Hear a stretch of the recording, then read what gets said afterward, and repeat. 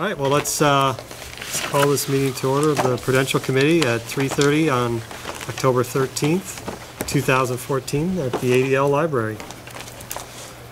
So first item is visitors and staff to be heard. You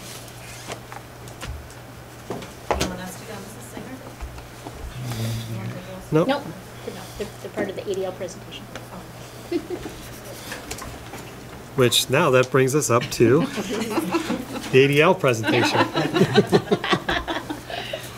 Well, welcome everybody. We're so glad that you're here at ADL. And as you know, I'm going to talk about the standards-based learning report card journey. But before we get started, we always like to share a couple of technology presentations. So I have two sets of students here. I have Lexi and Sammy that are here that are going to share something that they made for their Chromebooks that are new for this year for the 6th grade in Family and Consumer Science. So you can see that full circle of all of the content areas coming together. And then Isaac Olson is here, and he's going to share with you a blog that the Discovery team is using, where students take turns and write a blog every week of what's happening in the classroom. And it's getting quite a circulation, so that'd be a great way to share with you how we're using the technology in the classroom on a regular basis. So, Lexi, you want to show them what you got?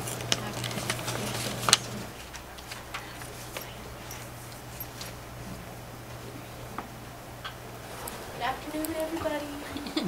Hello. Okay. So, in family, you learn about like how to cook and sew and other things like that. So today I have two. One is Miss Kaufman, maybe back there. This is hers, and then I have mine that I made.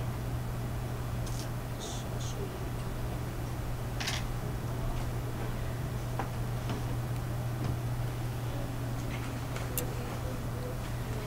Okay, so this is mine. The button's kind of falling off a little bit. But, so this is like really easy to make, you could say. It looks really hard, trust me. When I first saw it, I'm like, I don't think I can do this. But, it's like really easy to make, so it's a nice project to do. And I would have to say, from all the projects I've done with like sewing and stuff, this would probably have to be my favorite. Can you tell them why we know what they're for? We made them for our Chromebooks. Oh, clever. So it's very easy. We just made sure we had the right fabric and make sure it fit well. Inside you have like fleece to protect it and keep it nice. And then you've got your Velcro.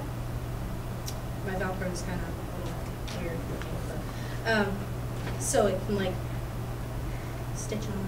And then you've got your button for decoration. And then you've got your outside piece, which makes it look nice and stylish to go with your button. And then to make sure it was the perfect size. So you have to be like really talented to make sure it's the perfect size, like me, of course. Make sure it fit nice and snug.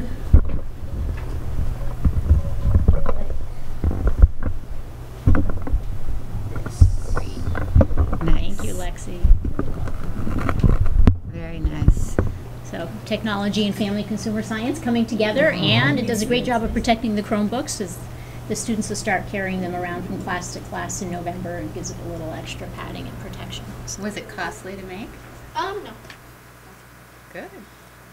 But I'm glad I made it. Just because it keeps it safer than it would like if it's out of its if it's like just roaming around.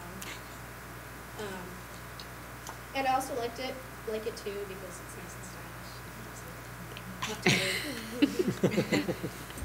Great, thank you very much. Thanks. Thanks. Isaac, where'd Isaac go? Well, we have one question for you real quick. Yes, one quick question.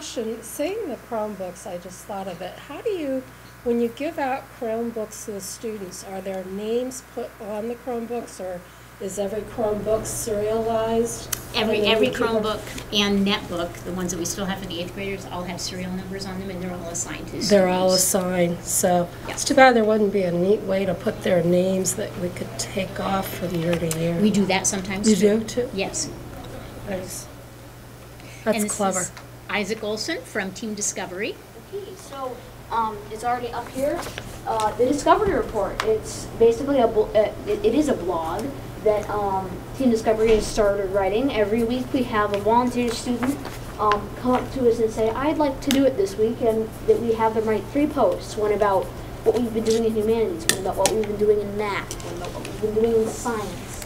And those posts are put up here on the blog, and we send the link out to just a reminder email out to all the parents that want to see this, saying it's ready. And I'm kind of going to be huddled in a corner for a short part of this, so I hope it's not going to be too distracting. But it's got a main post page. We were learning about ecosystems recently, and kids put up pictures.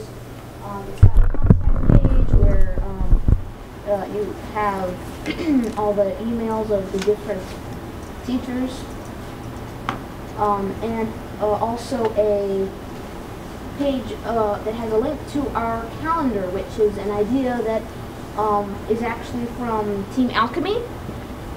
We've started creating a calendar. There's a bunch of students doing that have basically all our assignments, all the events coming up, field trips and all that right here, and kids can come up here and put their own, status on there or whatever, and just stay up to date on what they need to be doing at home. This whole blog was an idea that sprang up out of me wanting to go on excursions throughout this year that have to do with storytelling. I'm getting more and more interested in storytelling and acting, and I'm going to be doing things like that throughout the year. I've already visited Mrs. Bremling's school to tell her 3rd graders in the library there. And Mr. Pontius wanted me to create a blog that, he's letting me be out of school for this as long as I record it, and he's going to be grading me on that. And out of that, we created another blog that is just for general discovery, and that's. And Isaac created the blog, but he also manages who's going to write the blog for the coming week. And Isaac trains them on how to use the blog, and then Isaac proofreads their material, and I double check the material. But basically, this is Isaac's show with very little bit of me, and he's embedded video and pictures, even instruction that's happening in the classroom, he's embedded that in there. So the parents can really see, and grandparents and all the rest. We have about 100 people now that look at it for a 50-person team. So people get a glimpse of what happens in the classroom. It's done a great job. Perfect. Great job. Should I close this out, probably? Yeah, thank you. Questions for Isaac, Team Discovery? Oh yes, I'm still here. I can take questions. Teachers, John Pontius and Lindsay Satori back here. Sarah, why did you say that? Sarah. Can we have him come teach the board members how to be as poised as he is? Thank you very much, Isaac. I appreciate that. Excellent. Very good. So the main part of my principal's report tonight really is around showing you the final version of the standards-based report card that we've created for ADL. Just a quick overview reminder. Some of you have been on this journey with me since we started many years ago as we moved towards this standards-based reporting piece, and some of you are new, so I thought I'd just do a quick how did we get here kind of thing. But just a reminder that Team Discovery actually started with standards-based learning and reporting almost from the inception of the time of their team being developed 4 or 5 years ago, and started using standards-based learning and reporting. And we had sort of side-by-side systems going on, and then the last couple of years, there were more and more teachers that were seeing the benefit of using standards-based learning as an approach to instruction. But because we weren't really ready to jump into the reporting school-wide, they were still having to sort of convert the scores from standards-based to traditional, which was very difficult because it's not a match of apples to apples. So it did make for a little bit of a rocky couple of years. We held off intentionally because we knew we had the Common Core coming in, and we didn't want to create a report card with the Vermont standards and then have to turn around and recreate the report card a year later using the Common Core. And the teachers very rightfully so asked if we could hold off for a year and let them really live with Common Core in their curriculum, really get used to teaching from it as a standards-based approach, and then go ahead, use the report card, and use that for our reporting system starting this year. So I'm happy to say that we are ready to roll.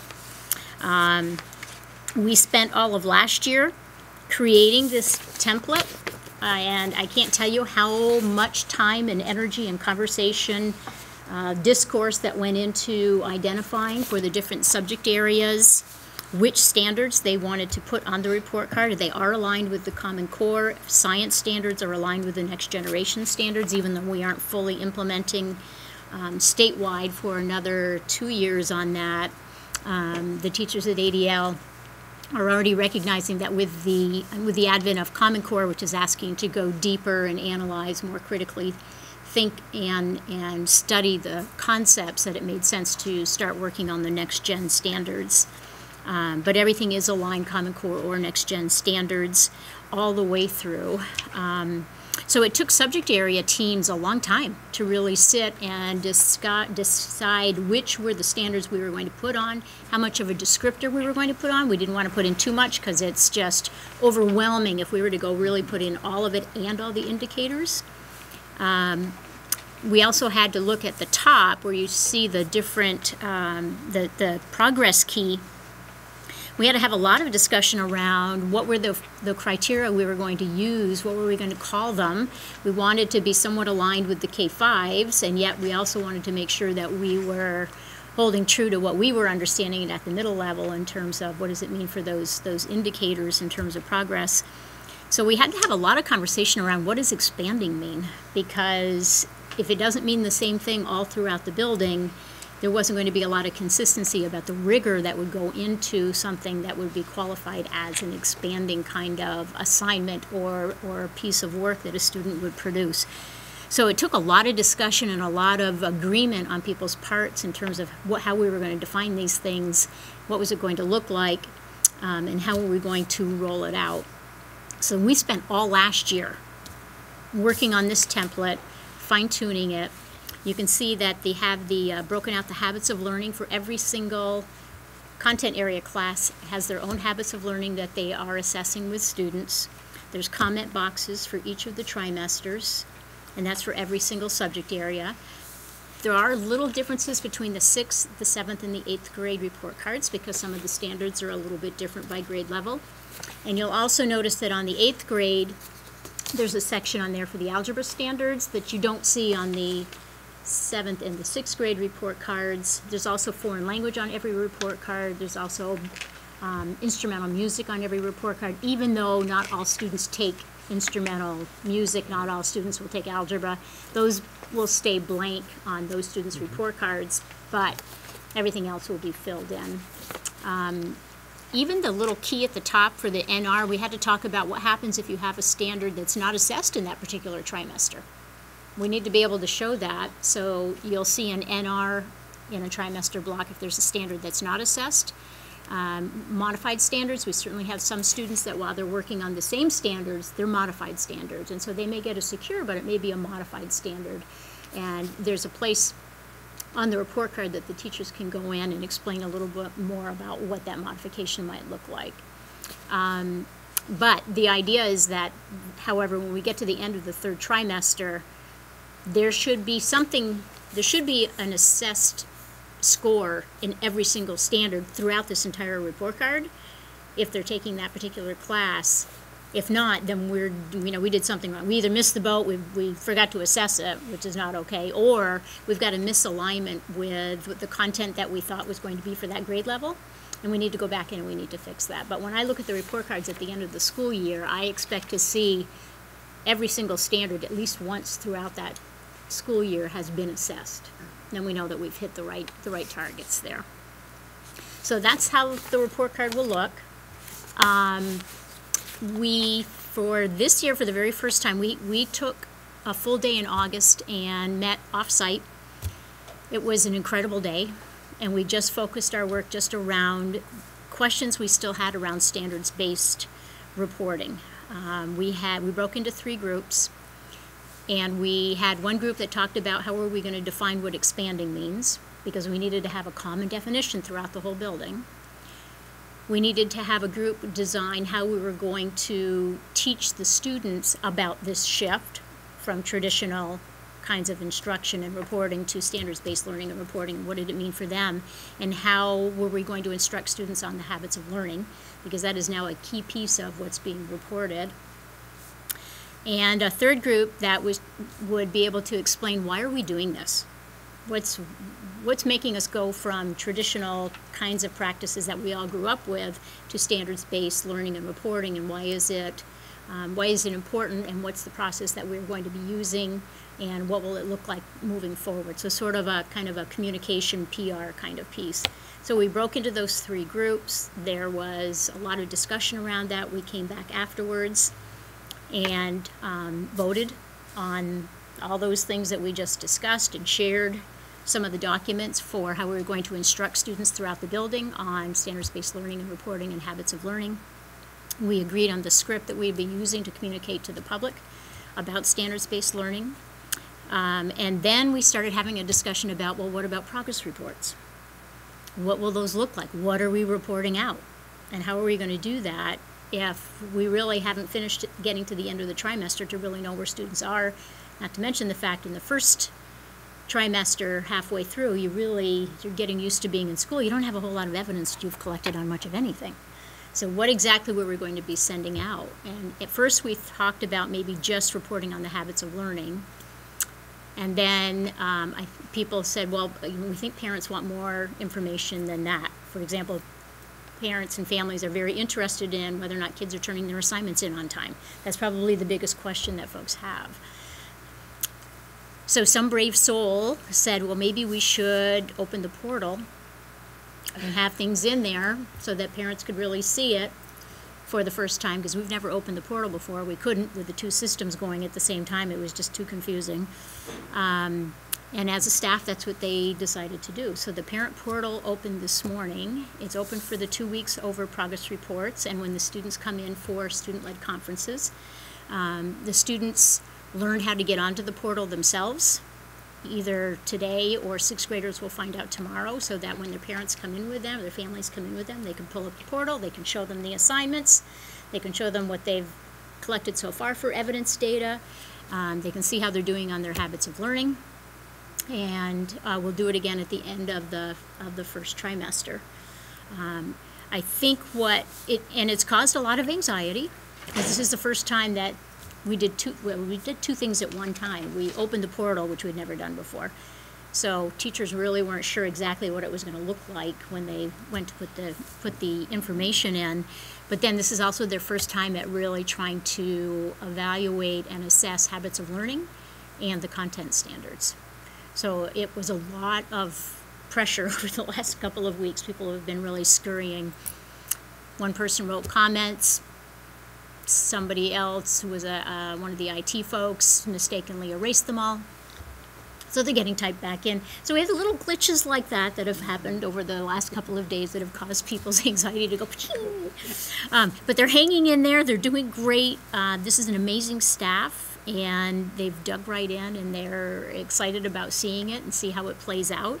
I think that they'll find sooner rather than later that it alleviates a lot of phone calls and questions from parents in terms of how their students are doing and whether or not the assignments have been turned on or in, if the portal is on more frequently. So at the latest, the portal will be open 100% of the time at the beginning of next year. I'm hoping at the earliest it might be by the 3rd trimester that we have it open and running. I'm waiting to see how the faculty handles with some of the information that comes back, some of the questions that they have. It's certainly making us having even more in-depth conversations about what does it mean to be expanding. We keep talking about that a lot, and really making sure that we get the definition down right, and really getting folks to understand that an expanding does not equal an A. We've got to remove that mentality, and that's going to be the most difficult part of this journey. And even for us, we have to no longer think of expanding as the A.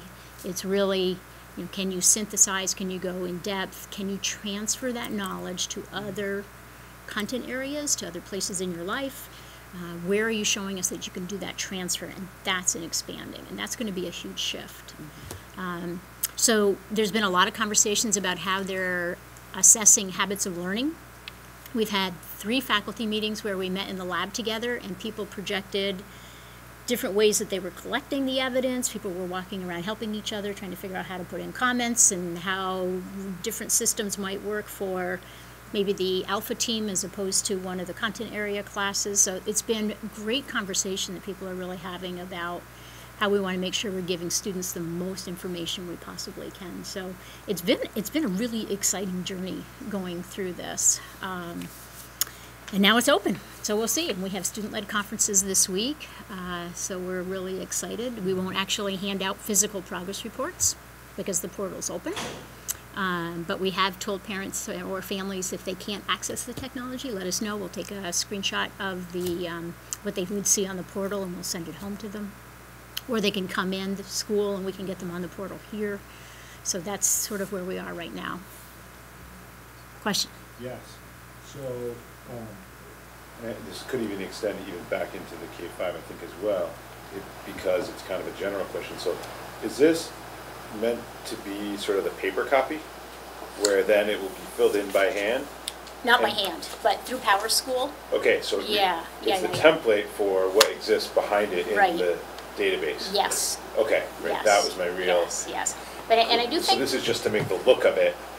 Just so you know what it's going to it look needs like. to be organized. Right. Right. And this will be on, I mean, this will be available on the portal as well. So it actually goes into the portal, and it will feed into Edmund Inform data system. So all of this information, the standards of grades, everything will go in there.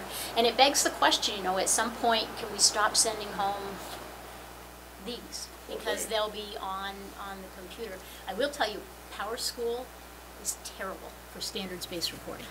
Horrible, horrible, horrible. It is not, it wasn't designed for that. Mike Meyer's been wonderful, and Helen trying to help us make it fit. I will be honest, I'm looking at another system called Jump Rope that is relatively inexpensive, and it allows teachers to put in any assignment. It can display however many standards that particular assignment hits, and can give you can put in different assessment scores for that. When you finish with a unit of study, it emails a report to the family and the student, so you have it ongoing. So some schools that use Jump Rope don't even do report cards anymore, because every unit of study, as soon as it's completed, goes out to the family, and so they have all of that information at their fingertips. So it's a system that's much more user-friendly. So I am investigating whether or not there's something besides PowerSchool that we could be using for the standards-based reporting pieces of it, because this is so difficult.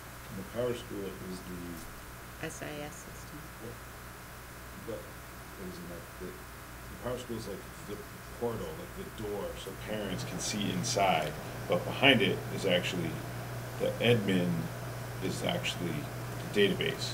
Edmund's the database, yes. Right, so it's still Right, like, so right. you can see it. Right, so I need to So check it's and make this sure Jump other Rope. thing- Right, that's Yeah. it's about having the program that can be Exactly. accessed externally and internally. Exactly. So that you can see into the database where everything is stored. Right. And that's kind of what you're saying, is that Right. this portal is not so maybe the best, arrangement, depending on how you arrange it, what's in Right, there. right, yeah, folks Okay. are, because it automatically goes into this high school mode of wanting to do percentages and averages, and you've got to unclick things to make sure it doesn't do that, and Okay.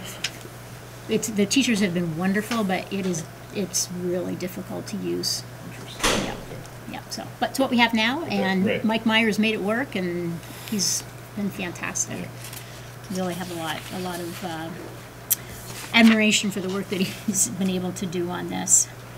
I think those were the key pieces that I wanted to make sure that I will make sure when families come in for student-led conferences that they have just a quick one-pager of what it is they're going to see when they see the portal. I'm going to do a little snapshot of it and just, like if you see a blue dot, it means that there's a comment. Just a real quick one-pager so that they have that walking in the door. But we're very excited, and we're having tons of conversations about standards-based learning. Content area classes are still spending a lot of time benchmarking to make sure that when we say somebody is secure in a particular standard, that it means the same thing no matter who's teaching that 7th grade class. So there's a lot of good work that's going into this. That's pretty good. Any other questions of Lori? Not so much Lori, but Judy, where do the other schools stand in this process? At the high school with standards-based report cards? Yes. Our K-5s have had standards-based report cards now for 3 years? 4?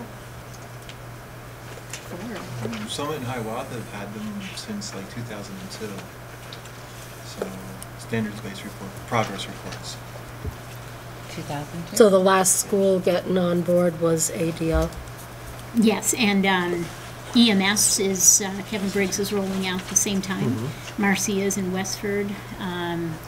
Kevin, last time I checked, they had asked for our template. So I think they're trying to align as closely as they can to what we're using. And Westford and ADL have been working We've together. worked on it together. Right. So the high school will get a very similar template. And the high school now is just moving into that transition.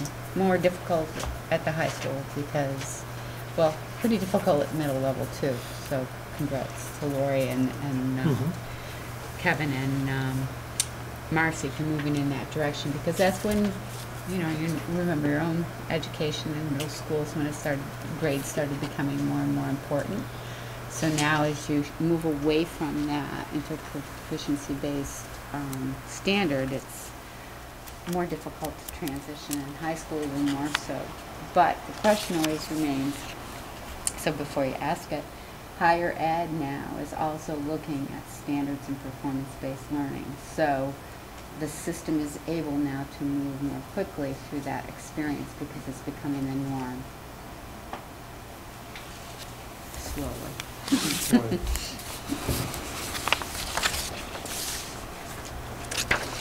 Okay. That's it for any other questions for Lori? How do we get a cup like Lori has? Oh, the ADL. I love the paw To buy print. some new ones. This was my faculty gift. No, I like the Couple of paw years prints ago. up the sidewalk. That's right. That's how it works. Well, I guess we can move into the rest of the principal's reporting. Okay, I'll start with... Thank you, guys. Thanks, Dave. I'm going to start with Thomas Fleming School. Last time I talked to you guys, we were talking about enrollment. They were at a 10-year all-time high with 254 students. It's now 255, and 3 out of their 5 fifth grade classes have 25 students in the class, so just something to keep in mind. They hosted their annual open house and curriculum night and had a great turnout for families. They are also integrating keyboarding into their classroom schedules. They're making use of their Chromebooks, and online access at home is available too, so they can improve these communication skills. They have 4 new curriculum leaders. They've been participating in the CCSU curriculum and assessment meetings after school, and they've stepped up to help lead the school to improve instruction and data analysis within that. The 4 of them are Jeff Gilmet for math, Melissa Coviello for science, Amy Downing for literacy, and Liz Siracusa for social studies. Melissa is also going to lead the review and analysis of the science NACAP results that Judy will brief us on a little bit later. They just completed their annual safety audit last week, and they'll be reporting it out to the Fleming Safety Review Team next week. They just hosted their 19th annual egg drop, and I don't know if you guys have been to this, but this is one of the most fun events I've attended. It's a lot of fun for everyone there and the kids as well. It's really entertaining. Then they had their Harvest Fest after the meet and greet, so some families could meet with Hiawatha families as well and get to know each other. Coming up, they have a Veterans Day assembly, which is going to be November 11th at 2. And the PTO is planning another school musical this year. It'll take place in February. The director and play will be chosen in the next few weeks, so look for that. Hiawatha also had their open house with almost perfect attendance for the families, and it was great to see the board members present at all of these. Their grade level teams have just completed their literacy and math assessments, and they have their curriculum leadership teams as well, working together through the content with the Hiawatha faculty. The Google Chromebook platform has been rolled out for their 3rd grade students, so they're enjoying those in the classroom. They're working really hard with their PTO to create a new direction of community support and participation to reflect the increasing diversity that they have with their students and the families there. They've created something called Hiawatha Helping Hands, which is to respond to the individual family and life challenges or changes. They're really going above and beyond to reach out to these families. And you can look for an international event later in the school year that will celebrate the increased diversity. Summit Street School, the classroom teachers have begun their work with writing consultant Beth Moore. They have also rolled out their Chromebook platform, so the 3rd graders are one-to-one Chromebooks in their classrooms. Their open house was a great success with a lot of families coming out as well. And the end of September, they had their end of summer barbecue, which the superintendent was there with CCSU staff as well serving. Some events over the next month. Tomorrow there's a natural playground presentation at 6:30. October 24th is the spaghetti dinner. It's all you can eat from 5 to 7. It's $5 for adults, $3 for kids. And they are looking for volunteers to set up, serve, and clean up. All of the proceeds go to the PTO. And finally, October 31st, they're going to have a Summit Fun Run, which you can look on the website in the next coming weeks for this information. And that's it. Wonderful. Since the other principals happen to be here, anything to add? No? Seeing none? Boy, they're being quiet, I Mike. know. When their agenda topics come up, they'll I talk. know. Judy must be mean. They're being very See how quiet. mean that I am? All right. Next up is an update from the Natural Playground group. Are we a little... It's here. Oh, awesome. We're early. We are a little ahead of schedule. Good time. Glad I made it through the right You ready? doors. I have slides on a jump drive. Is it possible to? That check computer those? over there. Yeah. Oops.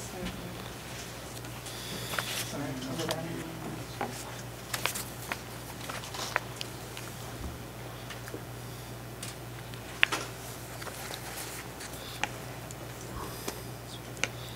Never ahead.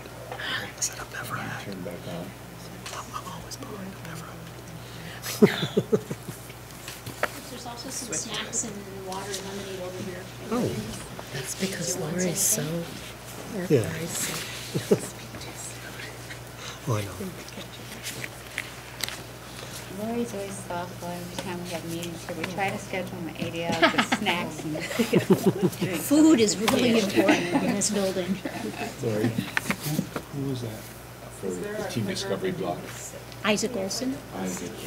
Olson, that's who it was. Got the first name. Isaac with a K. Isaac with a K. Okay. Okay. And Lexi Montgomery. Montgomery. I bet Ben's got that. Oh, you didn't get the kids' names? Lexi Montgomery. Yeah. Isaac, sorry.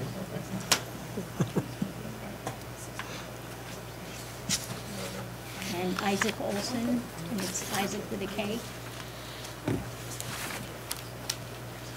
No, that one right there. Okay, well, That's a let big me number. start by introducing myself. My name is Kelly McCutcheon Adams, and I'm a parent at Summit Street School. My daughter Tess is in 2nd grade, and son Gordon is in kindergarten. And I'm here today to talk with you about the Summit Street Community Natural Playground. We are heading into what we're really thinking of as our capital campaign year. We would all love for our own children to be able to play on this playground, and so the sense of urgency is really dialing up for those of us who are working to raise this money.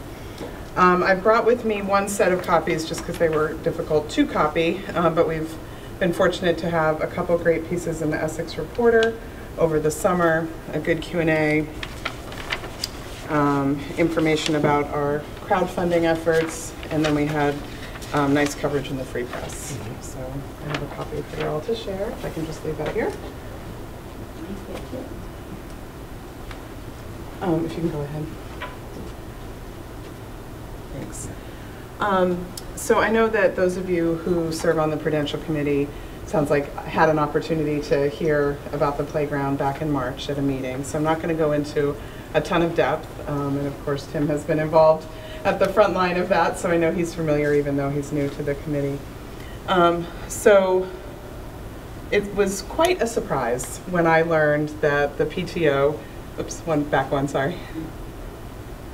It was quite a surprise for me when I learned as a parent that the PTO is responsible for raising money to build a playground. It's a significant capital expense. I'm not sure of the history behind that, but I want you to know that there's a lot of very, very committed families trying to make this happen for our kids. This is the current playground that is there, and my husband and I could not be happier with the education that our children are receiving at Summit Street School. We moved to Vermont specifically because we wanted to raise our family here, and we moved specifically to Essex Junction because of the schools.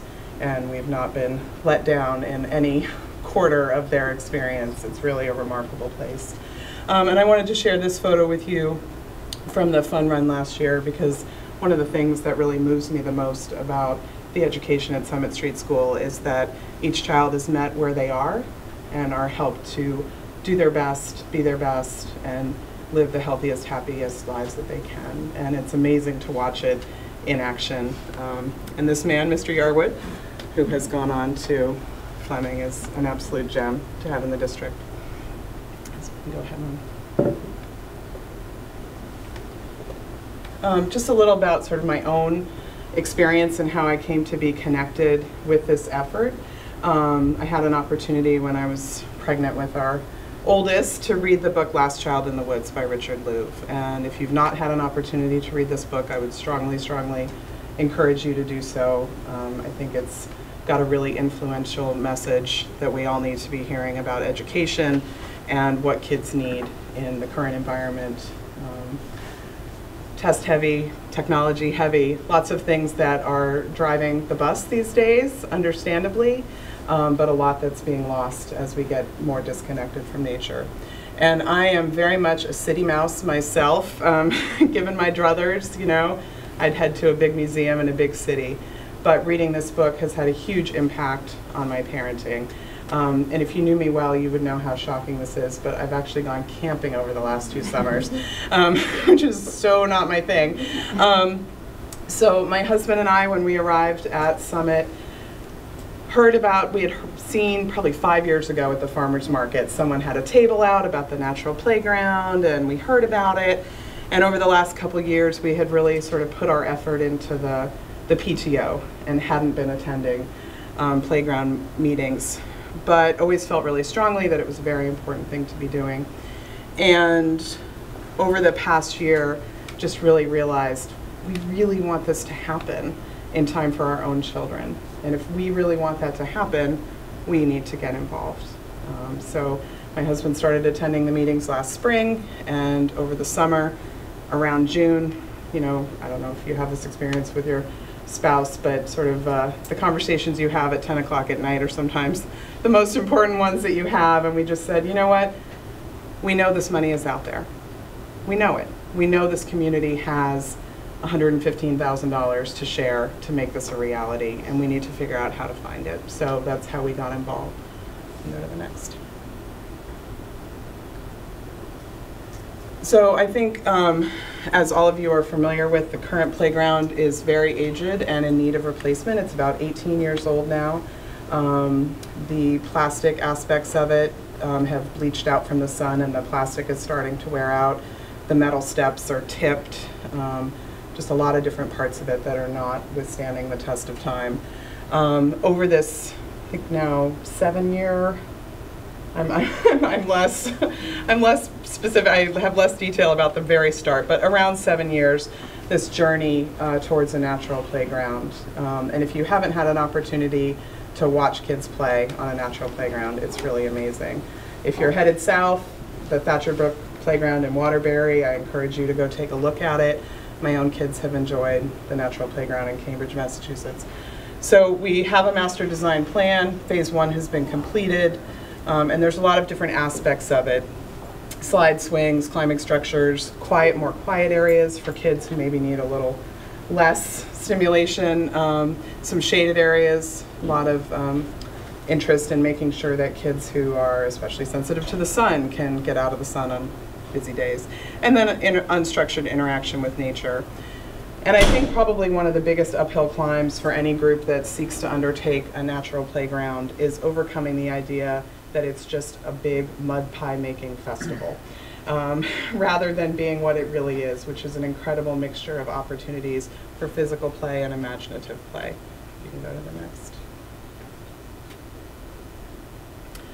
So when I first found out that I was going to have an opportunity to come and talk with you, my sense of urgency about this was a personal sense of urgency, and over the last week, the sense of urgency has really risen to be much more of a logistical sense of urgency. So I took this photo on Friday with my iPhone, and when I went to pick up my kids at Summit, this tunnel slide has now been boarded at the bottom and the top because there's a significant crack down here at the bottom that I presume is catching kids as they scoot down. Susanna's nodding yes. So I think for those of us who are really passionate about this, it's not just that like, hey, no, it's fine. They called me up early. This is Rachel Boyers, who's been very involved over the last few years as well. So I think it's not just a sense of, wow, wouldn't this be a great idea, but we're actually reaching the point where we have a playground that is becoming not usable and not safe for kids. So it's really upping the ante for what we're trying to accomplish. Go ahead to the next.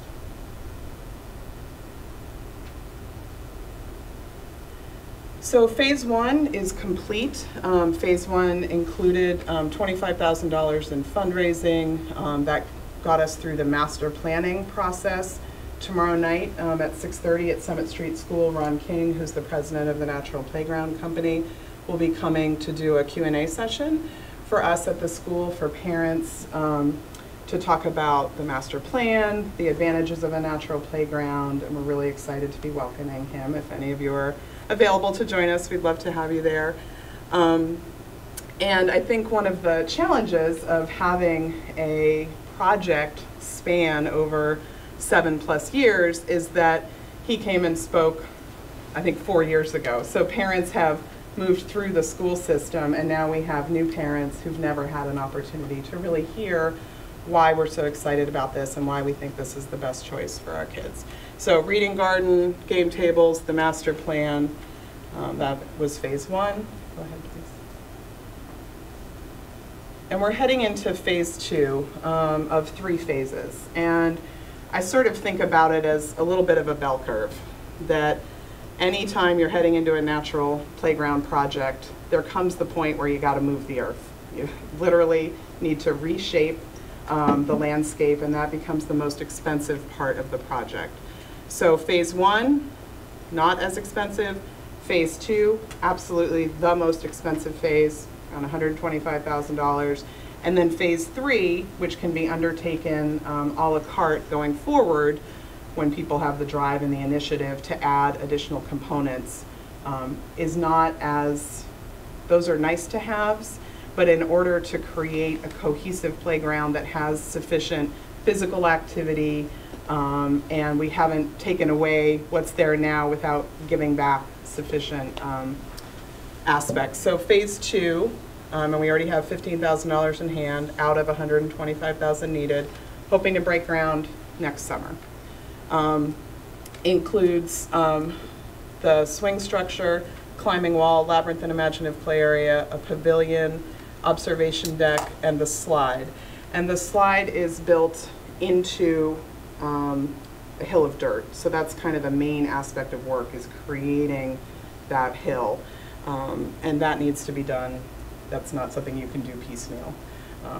So this is the big phase. This is the part that we are really viewing as a capital campaign, and that we need to just go all in over the next year in order to actually make this happen.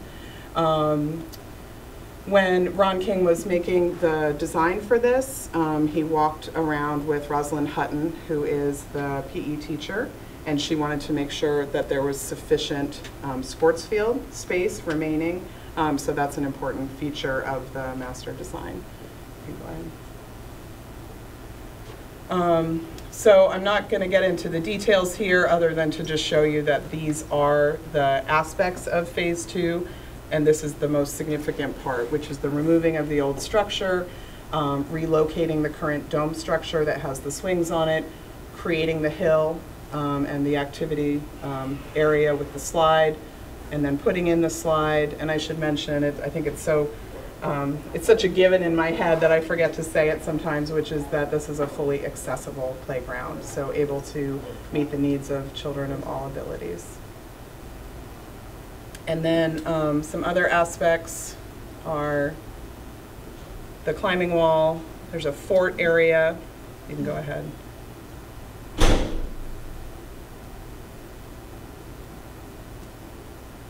The pavilion, as I mentioned, the willow arch, and then some mature trees. We just got a $900 Heart and Soul Community Mini Grant, which covers some grown shade trees, which is great. And I'm not going to read this to you other than to say that this is really talking about that aspect, that there's this really big part of work in the middle, that this is the most significant phase of work. And I think, and we've been fortunate to get to have some great conversations with Principal Grundling, and I think although it would be ideal in some ways to be able to sort of make the cost sound not quite so daunting, this is the phase where these parts really do fit together as one piece. So we see this as more than just a playground, a true community resource. It would be the green space closest to the downtown core, multi-age, EJRP, which has the Village Kids program there, could be using it after school and in the summer. Been a really fun partnership with Brownell and with a vegetable garden. Over the summer, our daughter Tess signed up for this amazing free program at Brownell, where she'd go to Brownell, walk up to Summit Street, harvest vegetables, walk back to Brownell, and cook. And I was like, this community is it's amazing. Obviously, any fundraising effort this large is a really multi-pronged effort. We know that there's not going to be a $110,000 check landing on us from someplace, so we're having to think in a lot of different ways. We had a great auction this past spring, crowdfunding, which I'll talk about more in just a minute, a paver program. Rachel is here, and she's been leading the paver program. She's got a sample brick with her. Looking at grants like the Heart and Soul grant that we just received, which is great. Also seeking, of course, in-kind donations. The cost goes down if we can get dirt donated. The cost goes down if someone will help bring the dirt moving equipment. The cost goes down if someone will donate the slides. So that's all being looked at as well. And then I'm here today because we're seeking support in the school budget. Just a couple quick detail things. So this was the part that my husband and I dreamed up at 10 o'clock over the summer, which is the realization that because there isn't $110,000 coming our way from one source, that we should be trying to tap into money outside of Essex Junction. So crowdfunding, if you're not familiar with it, is use of social media to reach as many people as possible to engage in your fundraising efforts. So of this money, which includes, and we're just using this as the main thermometer right now, so this includes other money that has come in, but the crowdfunding aspect has brought in over $4,000, and that includes $100 from a colleague of mine in Utah. It includes $10 from a woman I went to college with who I wouldn't know if I tripped over her. And so it's really about reaching out beyond the borders of our town to bring in money that would not otherwise be available to us. So this is really active. We're trying to get more and more parents involved in reaching out to do the crowdfunding effort. This is the website for that. And then we're heading into a paver program, which will pave the reading garden that I showed a picture of previously. This is an opportunity not only to raise money, but also for people to show their support and to get that area paved. So a lot of fun opportunities. Kids can do line drawings and get them engraved onto a brick. We'll be reaching out to a lot of local businesses because they can get their logo engraved on a brick. Rachel, anything else you'd like to say about that? No, I have a sample if anyone wants to see what it is. They'll be filled with but we're going to have a variety of sizes and a variety of price points, so it's a great way for people to get involved and get a permanent spot. Yeah, great, thank you. So what are we seeking from the community? You know, honestly, if I had my druthers, I'd be standing here saying, hey, we need $110,000. But I'm pretty sure that's not realistic. So our hope is that because we're not that far into the current fiscal year, and we do hope to break ground next summer. So if there is, in the current budget, if you get to the end of the year and there's any surplus left over, we are hoping to have $5,000 of that allotted to the playground, and then in the fiscal year that would start next July, hoping that $15,000 will be built in. This is roughly $2 per resident of Essex Junction for a project that we think is really positive for children, for recreation, and for community. And just one last note, these are all the amazing people working on this. I think one thing that is very central to our thinking is that we are a community that is blessed with other conventional playground resources. Maple Street Park is an incredible resource for families. There's a conventional structure at Fleming. So I think if we were in a town where this playground was the only playground, it's possible that we would be thinking about a little bit more of a hybrid, but we know that there are other amazing conventional playground resources for families within walking distance of this. So it feels like a really special opportunity. So I'll stop there and happy to take any questions. Rachel, anything you would add? Okay. Any questions from the board? Dave? No, it's moving on to Rachel. Oh, okay. I just have a question or a comment. Be really careful with your paving stones and where you put them, because if you need to do construction and you move them, you've got parents that are going to be very upset at any movement that has a name on it. This particular location that it is going to be permanent. It's a very, very sort of secluded, set-off spot, and it's already, the planting is already set around the outside, so it's just this very exclusive little spot right in the middle of. It's within the alcove that is at the back of the building, so thankfully it won't be impacted by the construction further down in the field. But thank you, that's a very important point. No, it's a... I wouldn't want to be dealing with those unhappy parents, so thank you. The board may have a question for me in that the statement was made that this is a PTO responsibility. I'm not sure who said that. As the CFO, I didn't say that. It's not a PTO responsibility in my mind. It's a PTO responsibility if parents want to take an existing playground and completely change it and it's not built into our priority, then it could be a PTO responsibility, but just a clarification. And I'm sure Marla would ask me later on, so how long has that slide been broken? I found out about that this morning and not even officially, so I assume I'll be talking with Suzanne if she can't find the money to replace that. We'll be fixing that. That won't go. That's a maintenance thing, so we'll fix it. I just heard about that this morning, so just to update you on those things. Yeah, I don't have questions of this group, but I do have questions of Grant and Judy. When I did open house at Summit Street, and I've been harping on this for a long time, the space needs are very great at Summit Street versus what I saw at Hiawatha and Fleming. And I'm concerned about, I know the reality is the funding isn't there at the state level, but I think we have to start considering doing something within Summit Street. Maybe Grant can speak to that. Yeah, if we hadn't done the Hiawatha project, you'd be saying the same thing about Hiawatha, but that project really did help out a lot. I mean, we're still cramped at Hiawatha as well. At Summit Street, you're absolutely right, we're cramped there too. Suzanne met with Property Services Director and an architect to look at what we might be able to do on a conservative basis, something in the front lobby area to make that a more welcoming area, to maybe provide space for guidance in there, to open up some more spots without doing something, too crazy as far as money is concerned. But that is one of the projects that we're trying to get an estimate on going into budget season that will be factored into the capital planning.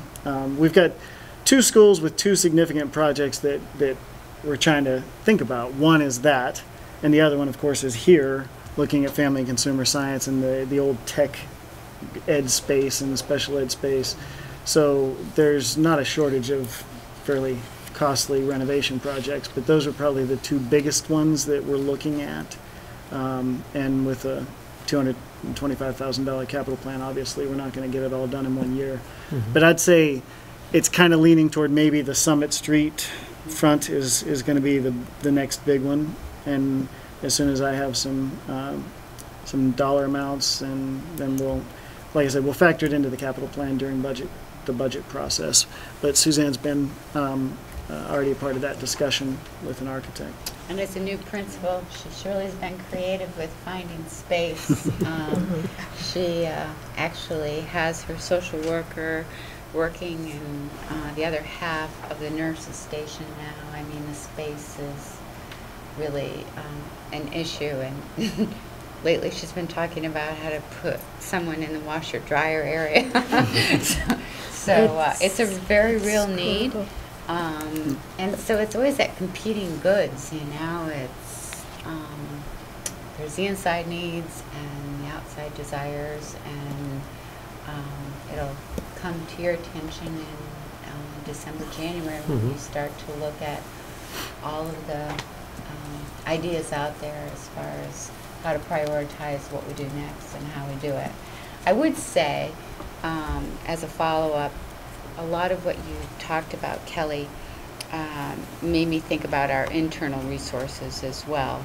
And I don't know how closely Bruce Murdo, who's our property services director, can have closely been connecting with that resource, but surely I know our maintenance department is equipped to do some of that work without having it to be donations. Just as when I attended your last, which I don't even know what year it was, probably last year, playground committee, and we talked about a connection with CTE, and I was thrilled to see the game tables that they were able to construct, and it's been a great project for them as well.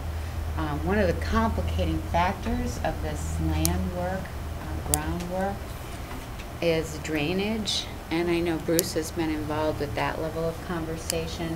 We all kind of remember the last time we moved ground over at Summit and flooded neighbors.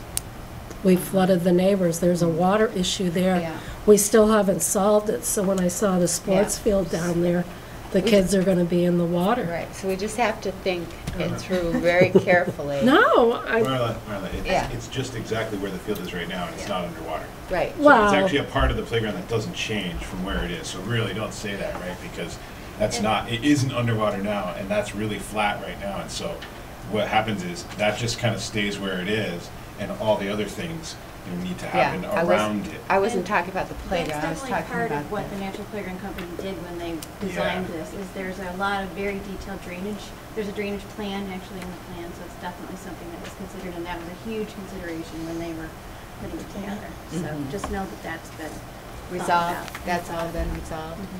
Well, has Phase 2 been approved by the village?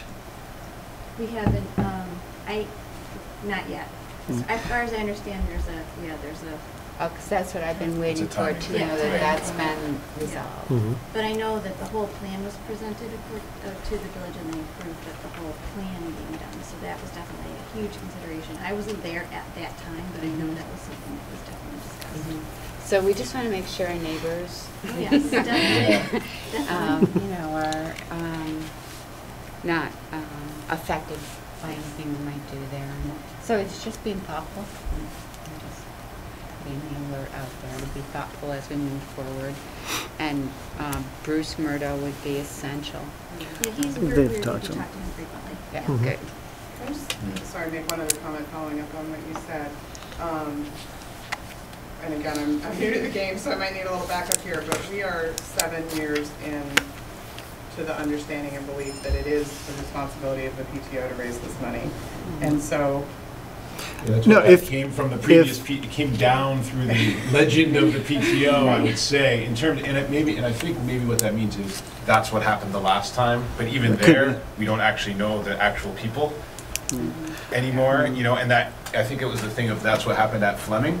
So Dan, No, you could just confirm it? I think that there is a tradition that Okay, a lot of okay. times that happens, but it's not a requirement. There's nothing in statute that says No. schools can't buy playgrounds. I think a tradition is that's what happens, Yeah. especially if there is a desire from the parent organization that something be changed and it's not exactly a priority, maybe against the other priorities.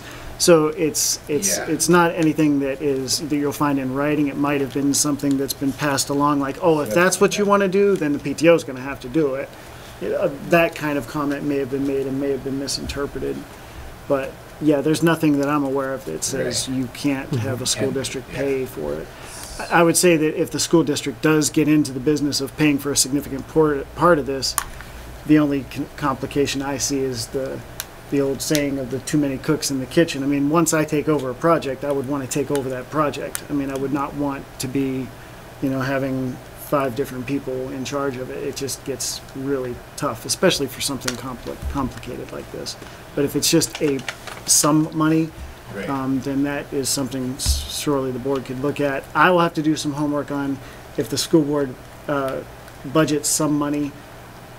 It's almost like you'd be budgeting some money to give to the cause that's being handled by somebody else. So I would just have to see, how does that work? Like, would I then be donating, how would we donate money or give money to Right, another okay. 501c3? Yeah, we would need you to kind of look at that. Yeah, Right. that would be an interesting question to ask. and so I guess I would just follow up to that to say that as someone who's waking up at 4 in the morning thinking about this, certainly if there is a way to think about this, I mean, we are doing everything we possibly can to raise this money.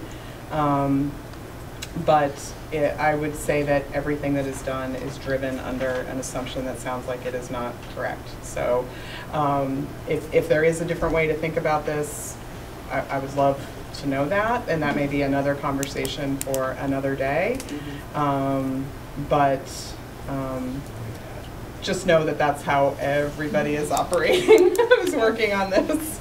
And if we're gonna go in a different way, like if you're taking, in the sense of if someone else is gonna take over, we need to know that ASAP, because we are raising money now to hire the Natural Playground Company to come in and do this project, and they would be the ones, overseeing the project. And we had looked at a lot of different ways of taking on pieces ourselves, and we realized that it was just so much more complicated because we didn't have the background that they had done to do all of the surveys and all that kind of stuff. So there's been a lot of stuff that's already been done in the past, and we have this master plan that we've been moving toward, and we've been inching toward it over years. And that's the whole idea of the master plan. So anyway, we would need to know that as soon as possible if we were going to have, things going in a different direction.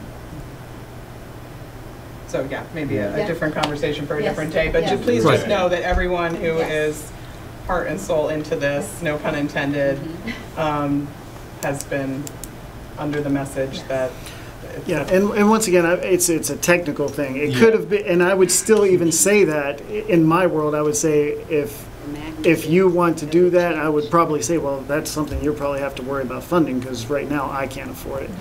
But that's not my decision, it's the school board's decision. So, I mean, it could have been that statement that was made, and just, I just didn't want you to think that that was like written in law somewhere, Yeah, that that's, it's Right. not, just so you know.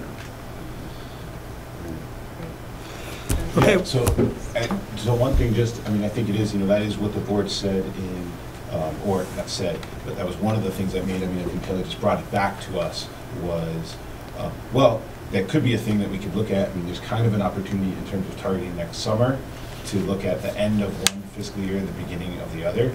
And so that was kind of a thing that's a possibility, that, okay, we could look for a small amount of money that's at the end of the year, which sometimes we can find that. And so, and then that can be kind of earmarked or spent even in the beginning of the summer when there might need to be some money. And then if money's budgeted into the next year, then it can be used earlier in the year, because that's still in the summer when, before there's a bill to be paid. It's from probably the end of prudent to have that construction. conversation inside of a budget conversation. Right. When you're looking So- through the whole. Right. As far as what you might want to allocate. I think it's just helpful for you to see the context of the whole as you move forward on. That isn't me saying no, it's just me saying, look at everything on Right. the table. Yeah, And then right. if you want to earmark Exactly. funding. It has to be as part of the whole picture. Then you'll have it part of the whole picture. Right. Well, this will definitely be part of our conversations going forward Yeah. for budget. Right, and so, I think that's the thing, I don't know what we want to gauge from the board's perspective in terms of, is that almost like guidance going into the, Well, one budget of the process? pieces of that- guidance you gave us was that if the board was going to take on anything new, they needed to hear about it right before December 1. And Good timing. Right, so that's why Right. she's here, right. So, so now they can take this into consideration and can look at, some of the finances involved in it and where we find ourselves financially as well. We Right. heard a little bit about this tonight as far as an update on your FY16. Right. And the estimate you said was, 125 or 115? 125 for phase 2. We have $15,000 in the bank, so $110,000 remaining to complete phase 2. There's a 25, the big move the earth part has a range of $75,000 to $100,000, which has a lot to do with whether or not in-kind donations can be received. Yeah. Good. Okay. Thank you so much. Yeah, thank you. We appreciate your time. Thank you. Keep that on our agenda. Keep that in mind as we go forward. Yeah. Well, let's the other keep it on thing the right is- places in the agenda, and then certainly will come on when it comes in, Right. in the first parts of the budget discussions. And that's probably when we would be able to give feedback to them Correct. as well. Thanks, guys. Thank you. But Grant made a statement that I think goes a little further in the how's it going to work if we donate to another nonprofit. So we're going to need that answer before Thanks. budget too. Well, right, but it could shape the whole thing. It could shape the whole thing. Then it could be reversed. It could If too. we went all the way to the other way, where it becomes a project, then the money could come from them as the nonprofit into the project. Right? It could be Yeah, a whole other way to reverse the whole thing, along the lines of what you Right. just said, depending on where we all, how we Okay. all come out with it. So that could be interesting. But yeah, it's like needing to know all the options. But that's just logistics, it seems like. Yeah. Michael, right. can I suggest that we take the 4:30 agenda topic and move it after the preschool and growing kids? Yeah, that Thanks. sounds like a great suggestion. So that's what we'll do. I'm gonna move over a little bit so that Elizabeth. You can sit here. Perfect, thanks Judy. Hi everybody. Well, All that's what you do. You can make adjustments as we go along. Sure. Oh, okay.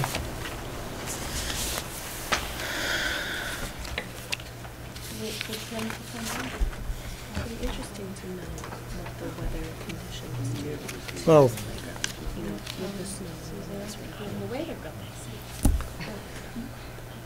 no, but Go ahead. go ahead and get started. Okay.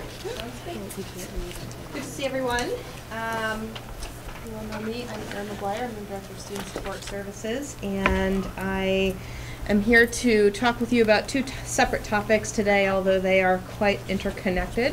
One is to give you an update associated with preschool, and then we're going to talk with you about Growing Kids Essex Junction. This is Elizabeth Meyer. She is the Executive Director of Child Care Resource over in Williston, a nonprofit that supports high-quality early care and education and families in Chittenden County. And Child Care Resource has been our partner, both associated with supporting us around preschool and our private partnerships, as well as with the Growing Kids Initiative. So with that, I wanted to talk with you a little bit about where we find ourselves with our preschools. We made a shift last year to a model in our schools at Hiawatha and Summit to expand our offering from approximately 20 slots at 10 hours a week up to 40 slots at 10 hours a week. Our programs right now are full. I think we do have one slot open that we expect to be filled here within the next month or two. So we're serving quite a number of children inside of our public preschools, which is great. That's a blend of students who are eligible for EEE, as well as our a number of peers from the community, and it's a great mix of kids. We have some very skilled educators working with our students, as well as some paraeducators who support those programs.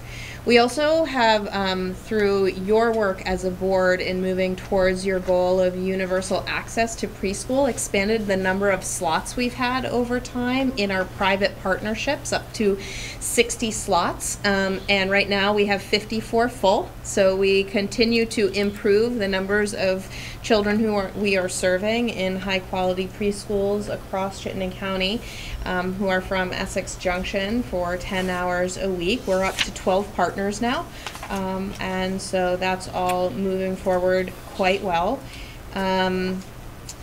It's worth noting that universal preschool, as I'm sure all of you know, was moved forward through the legislature and signed by the governor into law. And starting next year, we will have an obligation to serve any and all children who are inside of high-quality preschool settings, and their preschools are available for partnership. They've set a statewide rate with an interim rate pending a full formal review of process at the state level at $3,000 per child.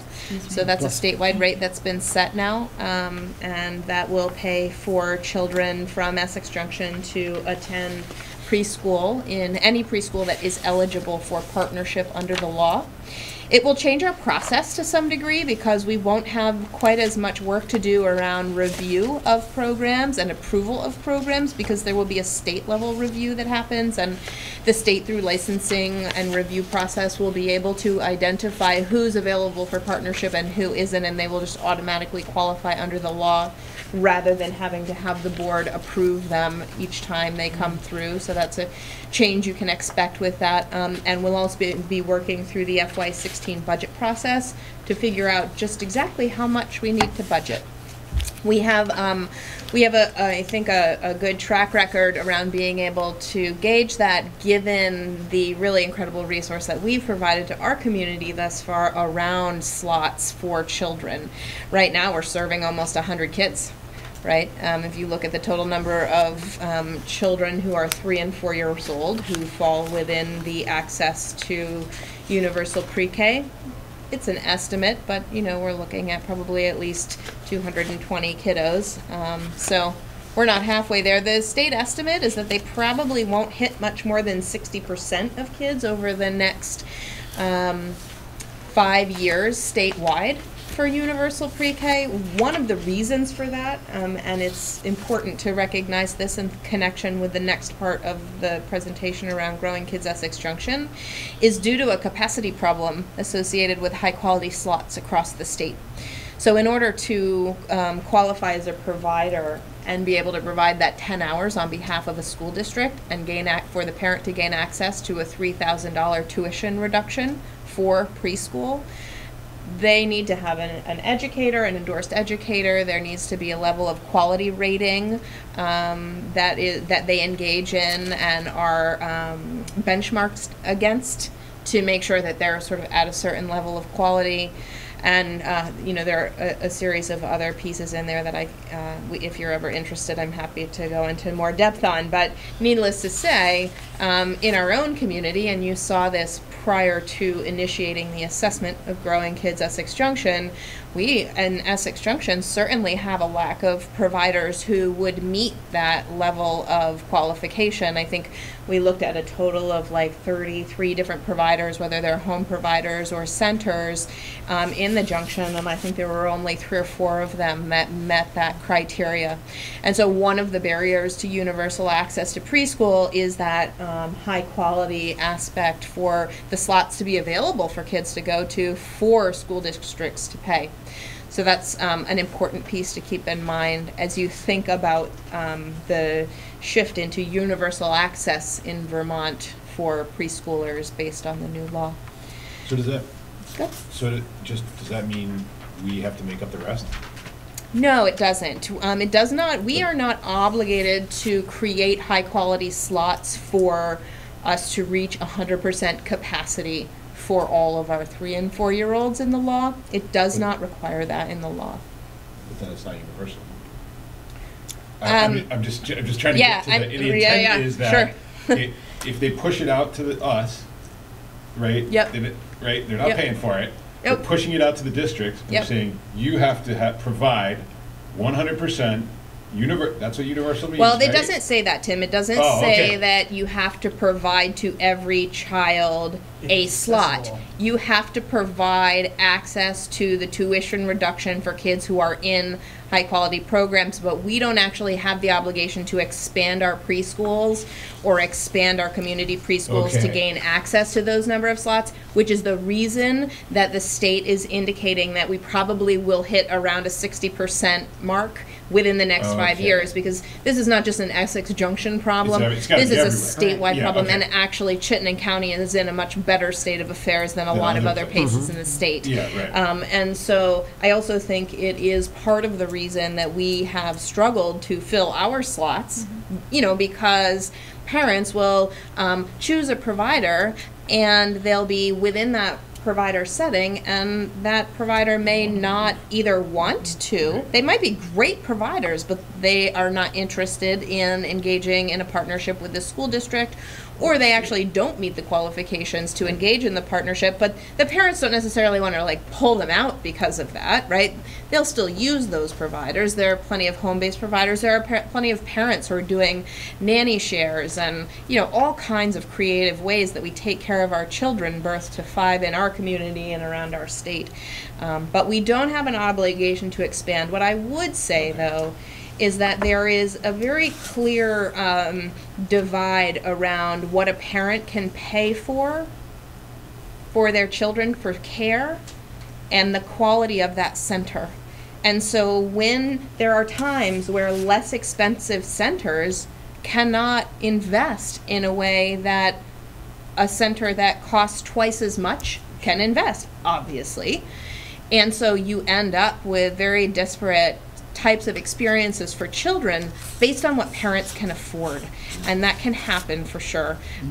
And so I think part of our conversation needs to be about, and again this goes into the project and the assessment that you requested, a conversation about what do we do as a district and what do we do as a community about this particular issue, given what we know about 0 to 5 and the brain development that takes place, and the importance of the setup that kids have for readiness for kindergarten between the ages of 0 and 5, from both their pre-K experiences, their community experiences, and how do we take care of our children birth to 5 in Essex Junction, which is at the heart of our conversation today. Erin, it talks about, the 47% of these children attend a partner program outside of the junction because we lack this high quality care. And I remember us talking about, you guys were doing your outreach to go see if these other programs within the junction, if we could get them on board with the standards.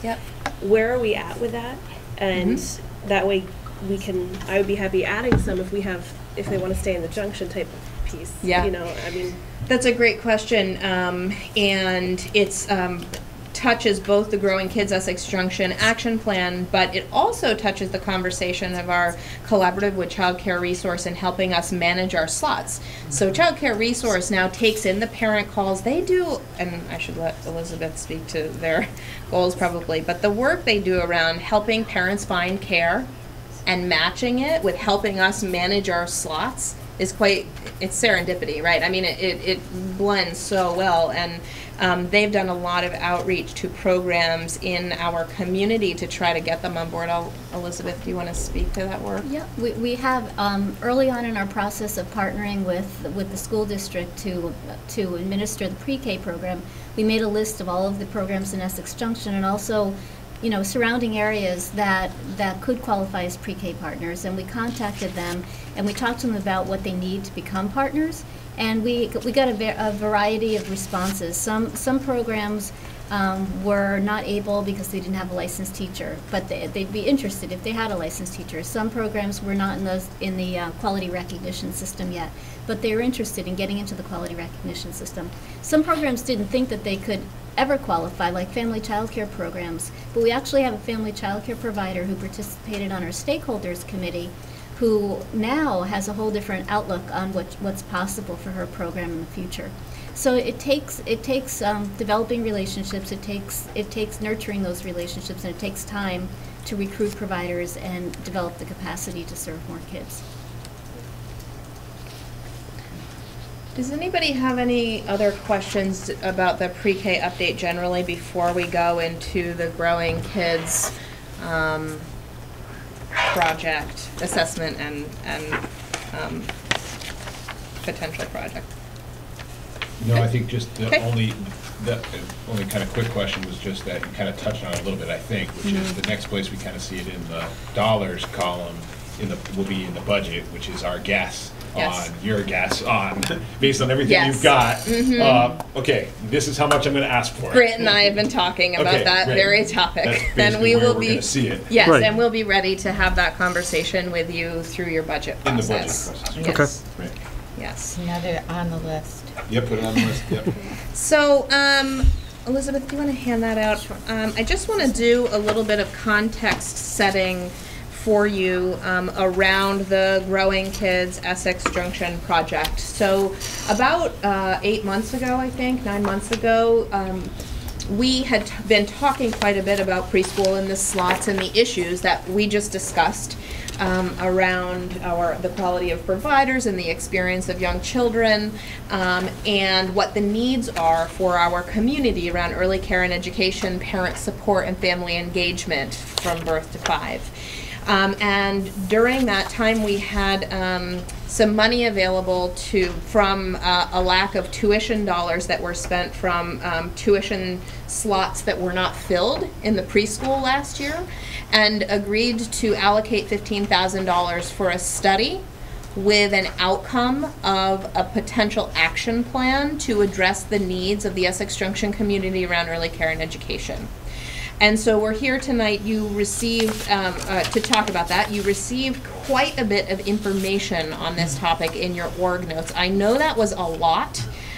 I understand that. I think Judy and I discussed it, and we felt that it was really important that you saw the work that went into the assessment so you could gain the context of the discussions.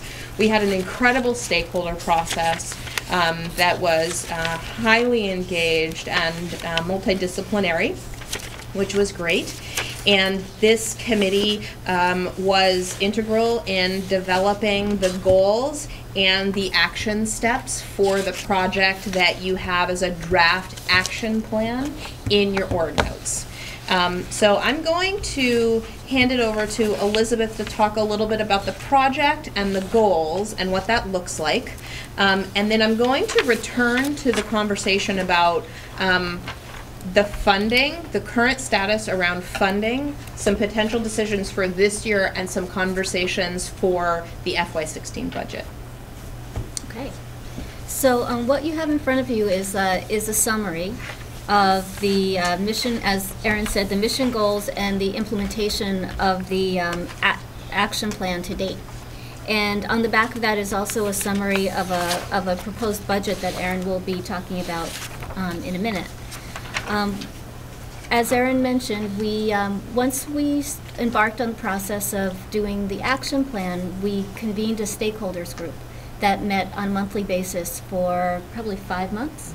And the stakeholders group talked at length about what was the mission of this project, of the plan. What did we want for children in Essex Junction, families with young children in Essex Junction, and how could we get there? So we developed this mission statement, which is to ensure that all Essex Junction children enter kindergarten eager to learn and ready to participate. And then we have goals that have to do with each of the areas that we discussed in depth. They're boiled down into these short statements. So one of the big areas of discussion was around kindergarten transition. People wanted to make sure that children and families had a smooth transition to kindergarten, and that also includes things like understanding what the expectations are for kindergarten before the month before kindergarten starts. Understanding that through the child's whole early childhood years, so that parents can feel confident that their child is getting what they need, and if not, they can see if they can get it in a better way. We wanted parents, again, to have the knowledge, skills, and resources to fully support their children's needs. And we talked about the range of parents and the range of experiences that parents come from, and all the different ways that parents need support, want support, could get support, are likely to participate in expanding their knowledge and skills. We talked about families with young children. We talked about all of the opportunities that are available in Essex Junction, which there are a lot of opportunities available for families with young children in Essex Junction. And we wanted to make sure that all families in Essex Junction who had young children really knew about those opportunities, because we know that there are probably families that are less likely to know than others. And finally, we wanted to make sure that families with young children have access to high-quality early care and education, because that if children are in group early care and education programs, we want those to be high quality. And two of the indicators for that are that children who are enrolled in a program from age birth to 5 are enrolled in a program that has what we call high-quality recognition. There's a quality recognition system called STARS, and we want them to be enrolled in programs that rate high on the STARS measurement. Also, we said that all children who are at least age 3 but not yet old enough for kindergarten would participate in a publicly funded pre-K program. So again, that's a long-term goal, and we were just talking about how and when that might happen. So those, after all this discussion, those were really the goals that we agreed upon, the mission and goals we agreed upon. And does anybody have any questions about that or comments? Well, I guess our legislators is saying you want universal access to pre-K, and we're saying here our goal is to get everybody in it. Why doesn't the legislature just say preschool is mandatory and get it done? Well, Pay for it. Well, It's money. I mean, I think the governor would have paid for if there was money. Right. I mean, it failed. It couldn't get, the bill couldn't get through a couple of sessions because of the financial barrier. Already. Yeah. I mean, it's already on my list back to Linda. Right? She came to our meeting and said, on one side, there's universal health care. And then at the end of the meeting, she said, make a list of all the unfunded mandates. Yeah. I mean, here's the thing though. The preschool and early care and education, I'm really happy to see public funds starting to be focused there. Whether they're coming from the right pot or wherever they're coming from, this body of work, if we would take the money we spent on college educations and dumped it into birth to 5, we would have a very different society today. And we know that to be true. The economic stability of our state, of our communities, could be forever changed based on some of this work. It's not something that you can do overnight. It's too expensive, and it wouldn't be able to garner the support. But I certainly know the political issues that exist around unfunded mandates to school districts, especially given the budgetary constraints and the challenges that we have. So I think that's a really important piece to continue to talk with Linda about that issue. Well, Well, it's for not mandate. certain. They haven't told us we have to do this. No, They're I being mean, nice here. They're saying we have to do it where it's available. Where it's available, Right. You That's- Support all those slots. That's Right. right. Right. And I don't expect for us, given where we've come to in pre-K right now, that this is going to be a cliff for us. And it's not a cliff for us because we've done that That's work. What we've done so far. So all that you all have supported and done as a board over the last 7 years have created a sustainability plan for you without necessarily even knowing it was doing that. I mean, we were doing that in the best interest of children and families of our community, but it has created a sustainability that we have that some other communities in our region have not funded any of it. And they'll be experiencing a different kind of scenario. But that said, But you know, that said, we should take a minute to say Aaron McGuire had the good sense of when we received the ARA funds to invest them in the preschool, so you didn't experience a cliff, which is what a lot of other communities are struggling with now. So the ARA funds is how we got this started, those one-time funds. before we go any further with this Growing Kids Essex Junction plan, it's really important just to let you know that we've talked extensively with both Tom and Suzanne associated with this conversation, and we're all really philosophically aligned with this. This is a body of work, though, that the schools themselves do not have the capacity to do. I mean, you know, speaking of the amount of work that's happening and all of the things that you hear us talking about, the project of really growing our community birth to 5 within this construct, aside from the transition to kindergarten piece, which is already a body of work that they are engaged in anyway, that we just don't have the capacity in the schools themselves to do this body of work. And so as we begin to talk about implementing this, it starts to involve a level of priority conversation for you all about investment.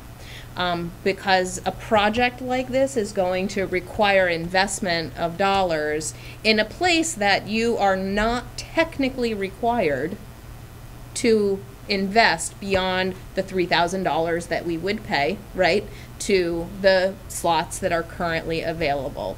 It really is about whether or not this becomes a priority for you, and it's why you all requested the assessment. It's why you requested the plan to be developed to help you make a decision about that. Can you jog my memory for me? Yep. Last budget, when we agreed to put the monies into this, you had been working with South Burlington, and their numbers were actually lower than ours. We were about 82%, they were about 77%, and we had talked about we're going to get our numbers up there of, you know, this birth to 5, this is what we were paying for this study. When do we see those numbers for what?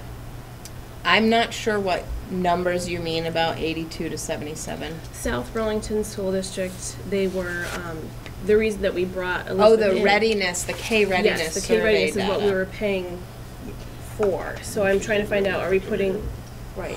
What we paid for was an assessment of our community around the quality of care and early education and community resources with a requested action plan to affect those numbers. So this is what this and is. that's what this is. So then we're possibly putting more money into it. You paid for an To keep- assessment Right. with an action plan to be developed, not actual services to cause change to those numbers. Okay, so there's no number change. That's in the future. That's what I'm That's trying out to of find the out. action That's plan. It's that's doing what that. this Okay, is, so right? Right. so we're not I getting said, you numbers, asked me okay. why, I said, it's hard for me to know. You know, I've looked at what I can. We look at what we can. We take the information that we have, but we have not, you know, so really we're- gone deep into our community, which is what you allocated funds for, which I might add, didn't cost $15,000, and we have a good sum of money left over from that $15,000 to have a conversation about. So that's one piece. The other piece that I wanted to share with you as we start to get into the budgetary conversation is this fully fleshed out implementation plan. I didn't send this along with the action plan because I wanted you to consume the content first, and I need you to consume this as well. But to really fully flesh out the action plan as it's written is like a $67,000 adventure. And what's coming around now are the cost implications for full implementation. And I'm going to let Elizabeth talk a little bit about the implementation components.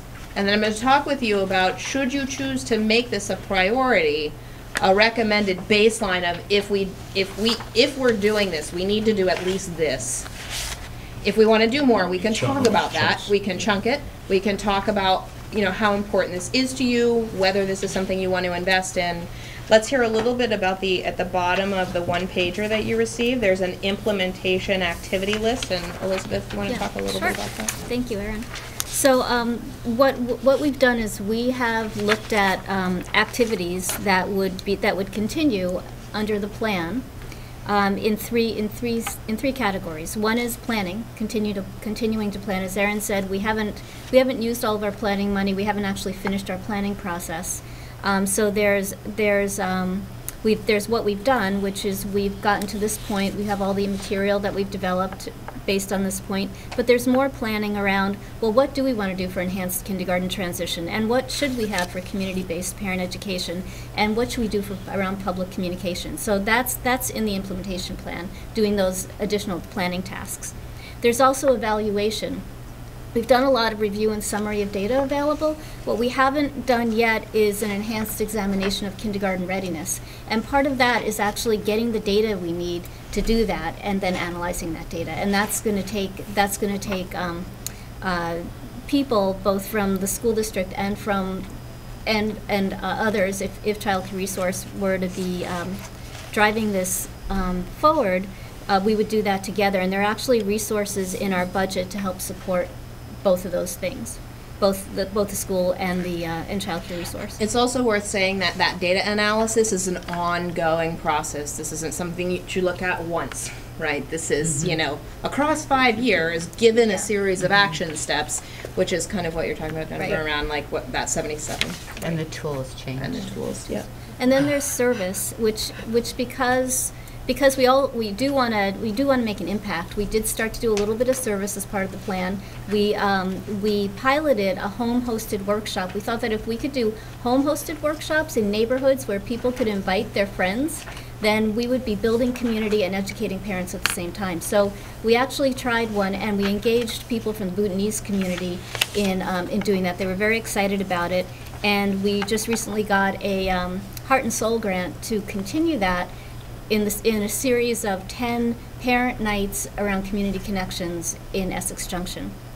There are other services that we can do. There's a whole list of things we can do, and Erin and I have kind of put together a preliminary list, including child care center-based parent education nights, more professional development for early care and education providers, learning groups for expectant families. So those are the kinds of things we can do based on whatever funding is available. So should I talk about the budget then, or do you want me to go into well, that first to let me tell you a little bit about an update around the current budget for FY15. We budgeted as if universal pre-K was coming and the rate went up this year in preparation for universal pre-K. So we budgeted $192,000 for tuition. That rate did not come to be this year. It won't be until next year that that's happening. And so we have a surplus of about $36,000 of tuition money that will happen inside of the preschool line. It's also worth saying to you, which you've already heard me say, but I think it's worth saying again, that the amount of benefit that the school district receives from every child that we count in a private program is almost double what we pay out. So we get a count, an ADM count, that's about a 0.46 for each child in those private preschool settings. And to date, we have been benefiting the tax rate from a K-8 perspective associated with that count without reinvesting into preschool. And so for about 8 years, that's been the case. It's the way we built this, right? And we used some ARA funds. We benefited the tax rate to improve the tax rate for taxpayers, but we have not necessarily reinvested. And so I think, part of my piece to you around this topic is that I I do think we should probably do some reinvestment in reference to early care and education in our community, given the impact to our budget associated with the counting of kids in our private preschool partners.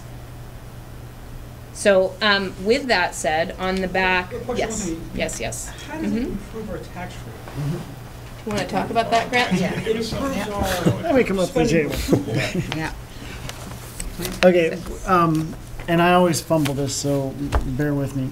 So your tax rate is based on your education spending per equalized pupil, right? And say that is, I don't know what it is, but say it's $13,000, right? So that's one kid, $13,000. For pre-K, we're paying $3,000. Well, not even that right now, but say we're paying $3,000 for a .46. Okay, so if you make .46, if you convert that to one kid, then you'd be paying like $6,200 for one kid, compared to our education spending per pupil, which is like $13,000 instead of $6,000. So what we're doing for every pre-K kid that's coming in at $3,000, you're lowering your spending per pupil because it doesn't cost nearly as much to pay for a pre-K kid as it does for a full-time K through 8 kid. So our education spending per pupil comes down for every kid that comes into preschool that we're only paying $8,000 for instead of paying, $8,000 for. Our tax rate is based on our total spending. No. And our grant list, isn't it? Your tax rate is based on spending per pupil. You have to go on that page with all the calculations, and Yeah. it works Yeah. its way down. You start with the budget, but then it goes down to spending per pupil, which then goes into the tax rate.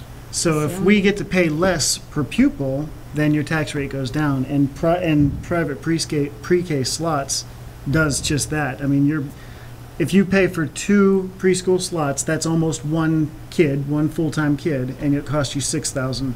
Our spending per pupil is over $13,000. So that's what we're talking about as far as we've benefited immensely tax rate wise, but we've just been kind of benefiting the community with the lower tax rate. We haven't really Without reinvested that. reinvesting any of the money, which, it's just something to think about. It's just something to think about when you consider what you want to do associated with birth to 5, given our current status. On the back of this, your one-pager, what you'll see is a proposed budget. And what we're looking at here, Elizabeth, do you want to talk through this? Sure. Because you'll be able to talk better around the actual planning. But basically, just so you know, there's a set of revenue available, part of which is from the school board and the school district, part of which is from other parts of the community. And once we go through this budget, I'd also like to talk with you about community-wide efforts as opposed to just solely the school district. Okay. So you'll see at the top, on the top chart across the columns have to do with those categories I talked about a minute ago: planning, evaluation, and service. And the estimated cost of each of those, and that's taking the implementation plan and really collapsing it down into one cost for each of those, is what's in that row.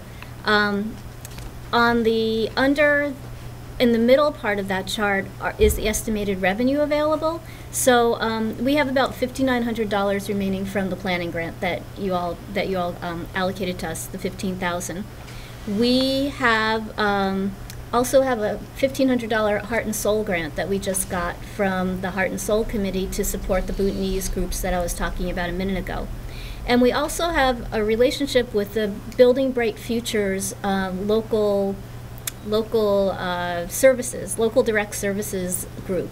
And they're going to be hosting some parent education workshops, so we've put that in this budget as in-kind contribution to service.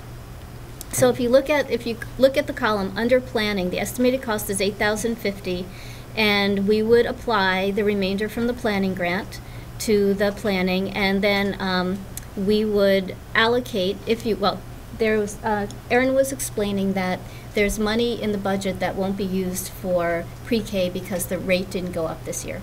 So Erin suggested that we start by asking for $20,000 from the board from that money, And we would apply $2,150 from that allocation to the planning so that we would fulfill our planning budget.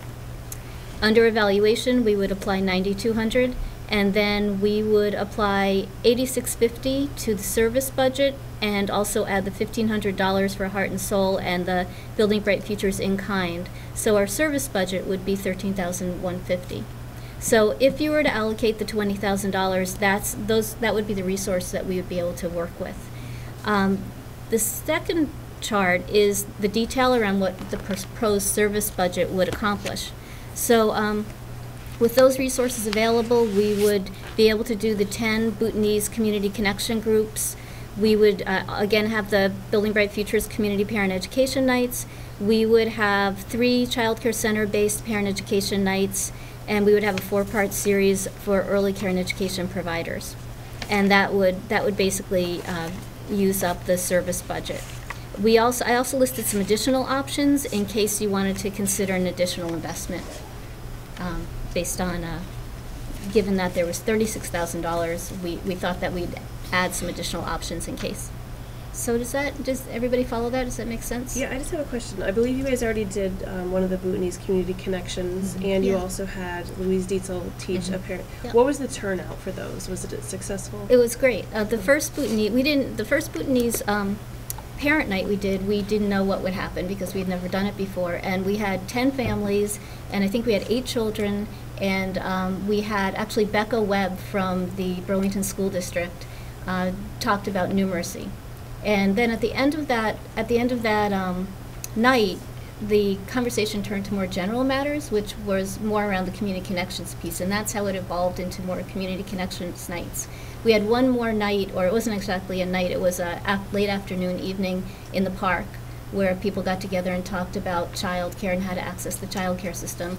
And then from there, we developed this proposal for the 10 additional nights. Okay. And do you guys have a communication strategy to get this information out there yet? Have you thought about that? Not at this point. I mean, that's part of the project, right? It was interesting because this stakeholder planning and assessment piece, we wanted to try on some of the service sets to see what worked. One of the things I went in with really at my core was about getting to families in a different way, because I've been, as a parent, to many sort of parent nights, and not everybody goes to those. And so really thinking outside the box on how to maybe get into people's homes where they're more comfortable and try to bring some things to them. And that was the trial with the project that Elizabeth was talking about. We talked a lot about a communication plan. I've met with our Building Bright Futures director, trying to think about how, what to use. Certainly, like Find and Go Seek. Like, everybody knows what that is. That's where they go to find information about what to do with their kids. There's a conversation happening right now with Heart and Soul about an Essex calendar, and might that be an opportunity? I think we were a little reluctant, and again, we would need to do some more planning on this, to develop our own strategy, because there's so many other places to attach to. But if we ran a project like this, we would absolutely need to think about community communication. I again want to just say that for me, this $20,000 figure and then planning out into FY16 is a minimum.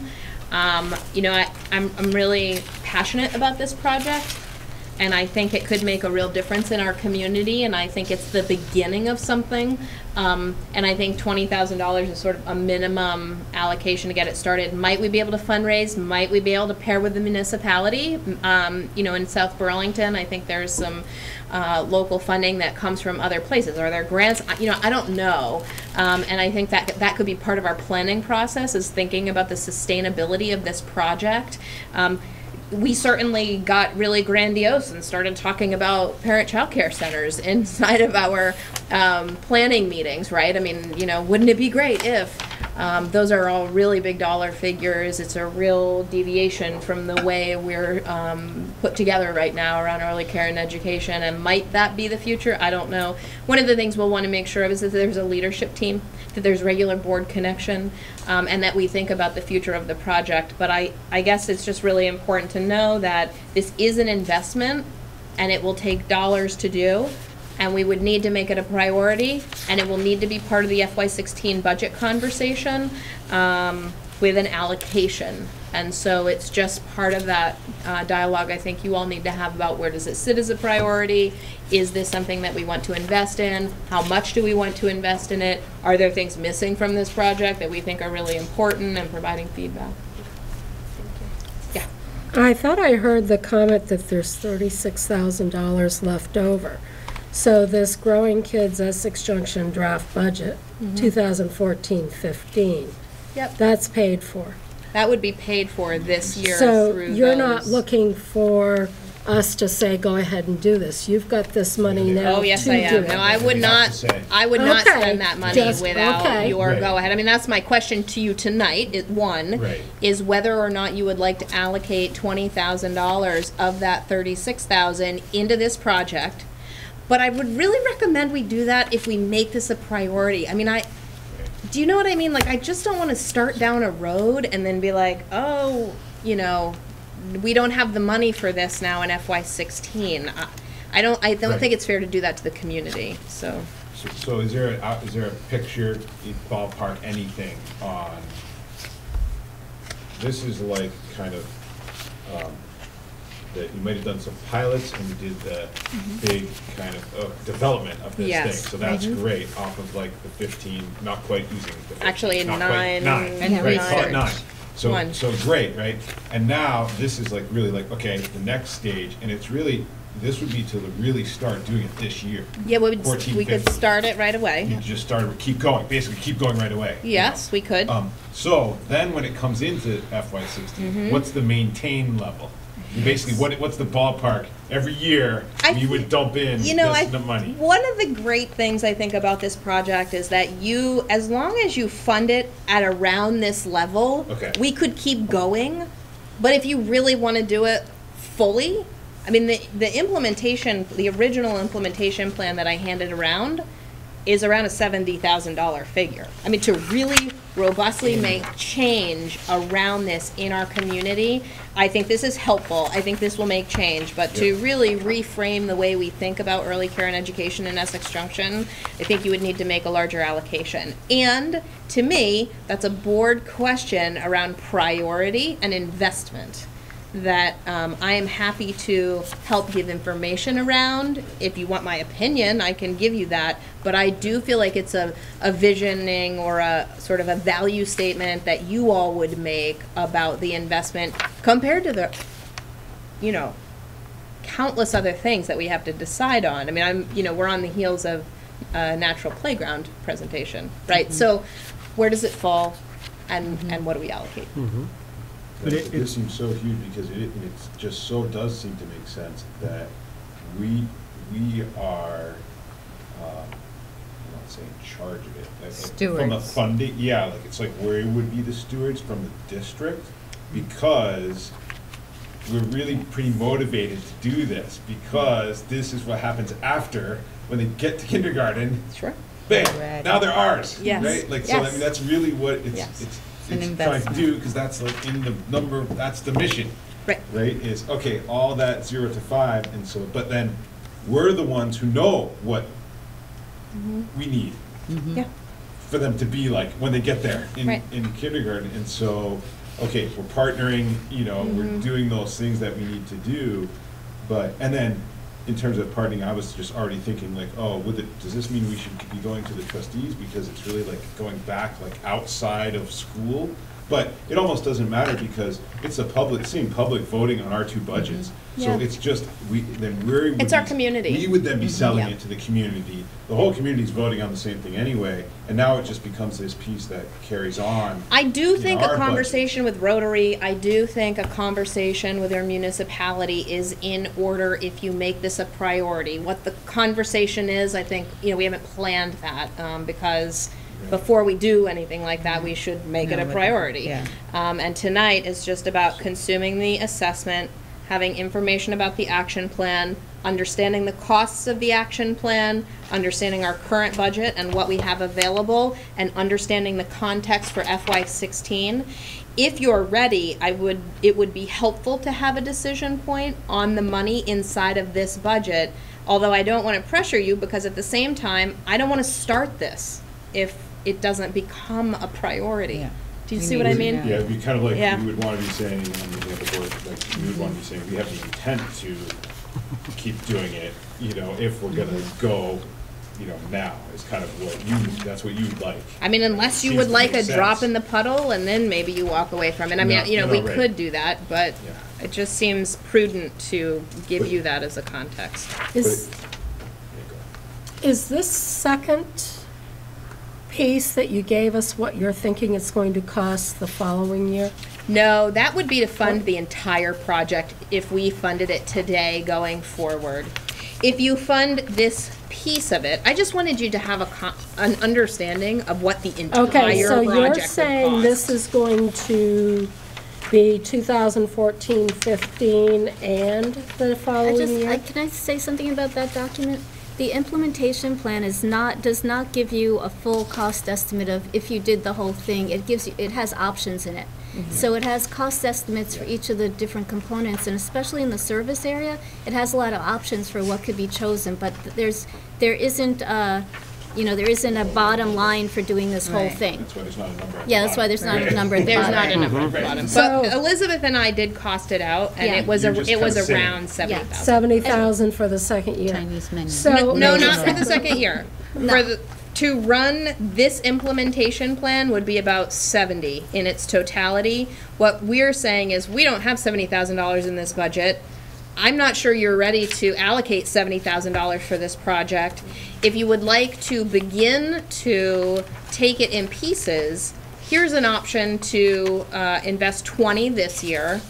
And I would look for some sort of dedication to agree that it was important in FY16, I think. Right? Thinking about the same number, maybe 20 in FY16 or something like that number. Or, well, yeah, I don't know. I okay, mean, so I'm hearing yes. 70,000, we got 36,000 left from this year's Yep. budget. Then I hear you want 20,000, then I hear 70,000. Am I being wanna know, confusing? what do you want to spend on this program this year? 20,000 from us. Then that leaves 16,000 left over. Mhm. Are you going to take that 16,000 and carry it over to the next year? I would leave that. Grant, do you want to feel? No, I mean, you would have to act as a board to be able to carry something over. I mean, at the end of the year, that would just become surplus. Part of the that goes back general into the budget. Fund balance for the Okay. next year. yeah. Right. Unless you So we reserve could it. leave it untouched in the fund balance. Right, or Okay. you could, if the board wanted to take action, you could assign it for this purpose, and that would allow it to be carried over. Okay, so if I want to consider this as a program money-wise, how much do you think we're going to be asked for next year? Next year? In next year's budget, give me an estimate. For FY16. One of the things about this budget is and it's a little bit it might be a little bit counterintuitive, is the more money you put into it, the more you gain more service, because right now we're doing it piecemeal, so we don't have, each little service project is a piecemeal project that I have to assign to a person as like an extra thing. But if we were doing this as a larger project, we would have a staff person assigned to it, and there would be a savings, an economy of scale. There would be economy of scale if it was a little larger. How much So- of a priority is this for you all as board members right now, on a scale of 1 to 10? I mean, is this something that you would like me to propose in a fairly robust way into the budget, which is why I'm asking you, and then you're asking me? I mean, I feel like it would be inappropriate for me to, I can say, I believe in this. I think this is really important. I think Birth to 5 is a critical area in which to invest. I would like to see this whole project funded. In its context, there's a much larger context of many issues that you'll have coming forward. I feel confident in saying I'm confident in the $20,000.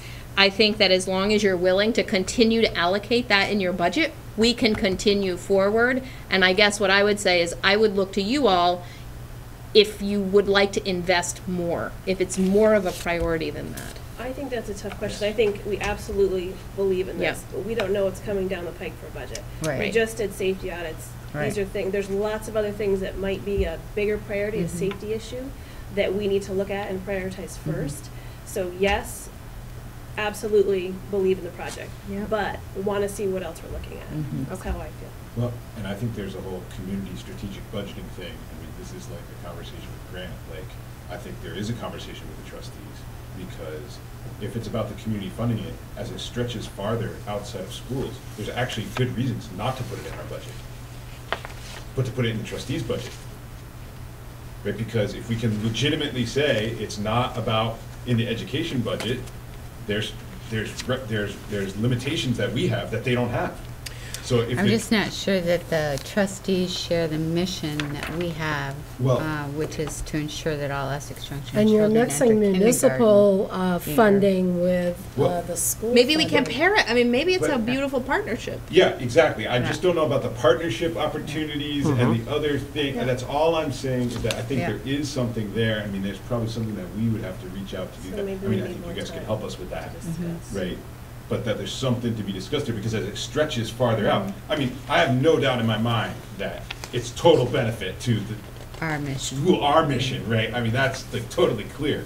But I mean, you did say that, right? It really is, and it's stretching into this bigger community, space. Absolutely. It's already taking resources we don't have. We can't fully man it, right? We don't have all the resources in our No, own- not within our own Right, school so we already structures. said that, and Yeah. it stretches out into places where we aren't totally actively involved, but others are, so that's great, right? But, yeah, I mean, maybe it's sort of there's opportunity there. We to could try make it that on. kind of sharing thing, but it seems like, could I mean, try it I'm on. totally in support of going for this, you know, Okay. with the idea that we would keep doing it and then find the best funding mechanism, or whatever you Yeah. wanna call it, right? That makes the most sense. So I understand and appreciate the Jen's sentiments as far as it, just like the natural playground. Right. It's a premature question to ask, and it keeps going back and forth, because I think you could see parts of this plan prioritized too, to come back. And so maybe what we could do, if you so desire, and that's where we'd need the thumbs up. If you're interested in funding beyond the 20,000 for this year, if you're looking to find out what number we think, set of recommendations it would look like, we could cost out those pieces of what you'd want to move forward, and then you can make those decisions when it's more informed. Now, the $20,000, is this the money we've already allocated for this budget year? Okay. Yeah. Because Yes. we're talking about also possibly taking money from savings of our pre-K Grant. slots. Right? Mm-hmm. Right. Now, I want to question on that. Well, that's what this We're is. That's what this money is. It is what The We're this 4 money months into a 12-month budget year. Mm-hmm. We're taking a profit, we're taking an under recovery or under expense already. Right. This money's not realized yet. No. It's not realized yet. I really. In can't- its totality, like in the totality of the Right, budget. and it could shift, you never know, right? Something could shift, and maybe not just this, something else. We're spending money based on savings that have not been accrued yet. But do we have a good look on that tuition number already? Yeah, I mean, I expect that there will be at least a $20,000 overage in that Right, we spent- line it's not there, so item. We're allocating money that's not there yet. I really don't like doing that. Things can turn around. No, but do we actually? Something else. But that's why I guess, I mean, Yep. I think I know what you're saying, but maybe just more clarity. Is it really, we actually know the number because of like, there's this many kids and there's this much tuition? Right, well, and It can't change. and what we budgeted was beyond what we ended up having to pay out.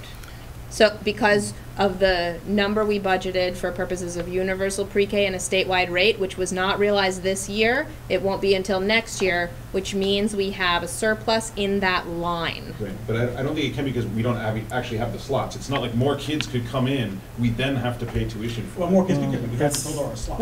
We haven't filled our slots, more Okay. kids can come in. The $36,000 is associated with 60 slots being full. We do not have a requirement for universal pre-K this year. We can cap our slots at 60, we can So that's 60 use times the, based what we're actually funding versus. what we right, So that's money no matter what. yes, It's- yeah, Right. Yeah, yeah. that's where we wanted to get to. Contained within Right. this line item, as Aaron We're not said. spending money that's like- No. No, Here, next good month, question. that's not. If Yeah. this was No. next year, we couldn't say that, because if we budget for Right. 70 slots and we get 80 people come in, we gotta pay We gotta 80. do Right. it. Yeah. Right. Yeah. Yep. But this year's not This year the we can case. set it at the 60. Right. Okay, yeah. Well, I'm all That's for a great this. I mean, I It's think- very important. I think that you I don't wanna- I think you could allocate the 20. We could go through the project this year with that money and see how things go and have a conversation inside of the budget process for FY16. My only reservation about that is starting a project and then halting a project, but we could do that too. There's nothing that says you can't.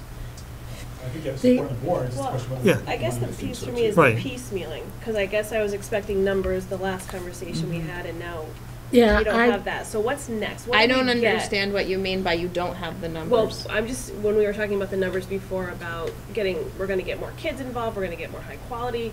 So you know how it says it takes time to do that? What are we gonna get for the 20,000? What are we gonna see? What are we hoping to gain, I guess?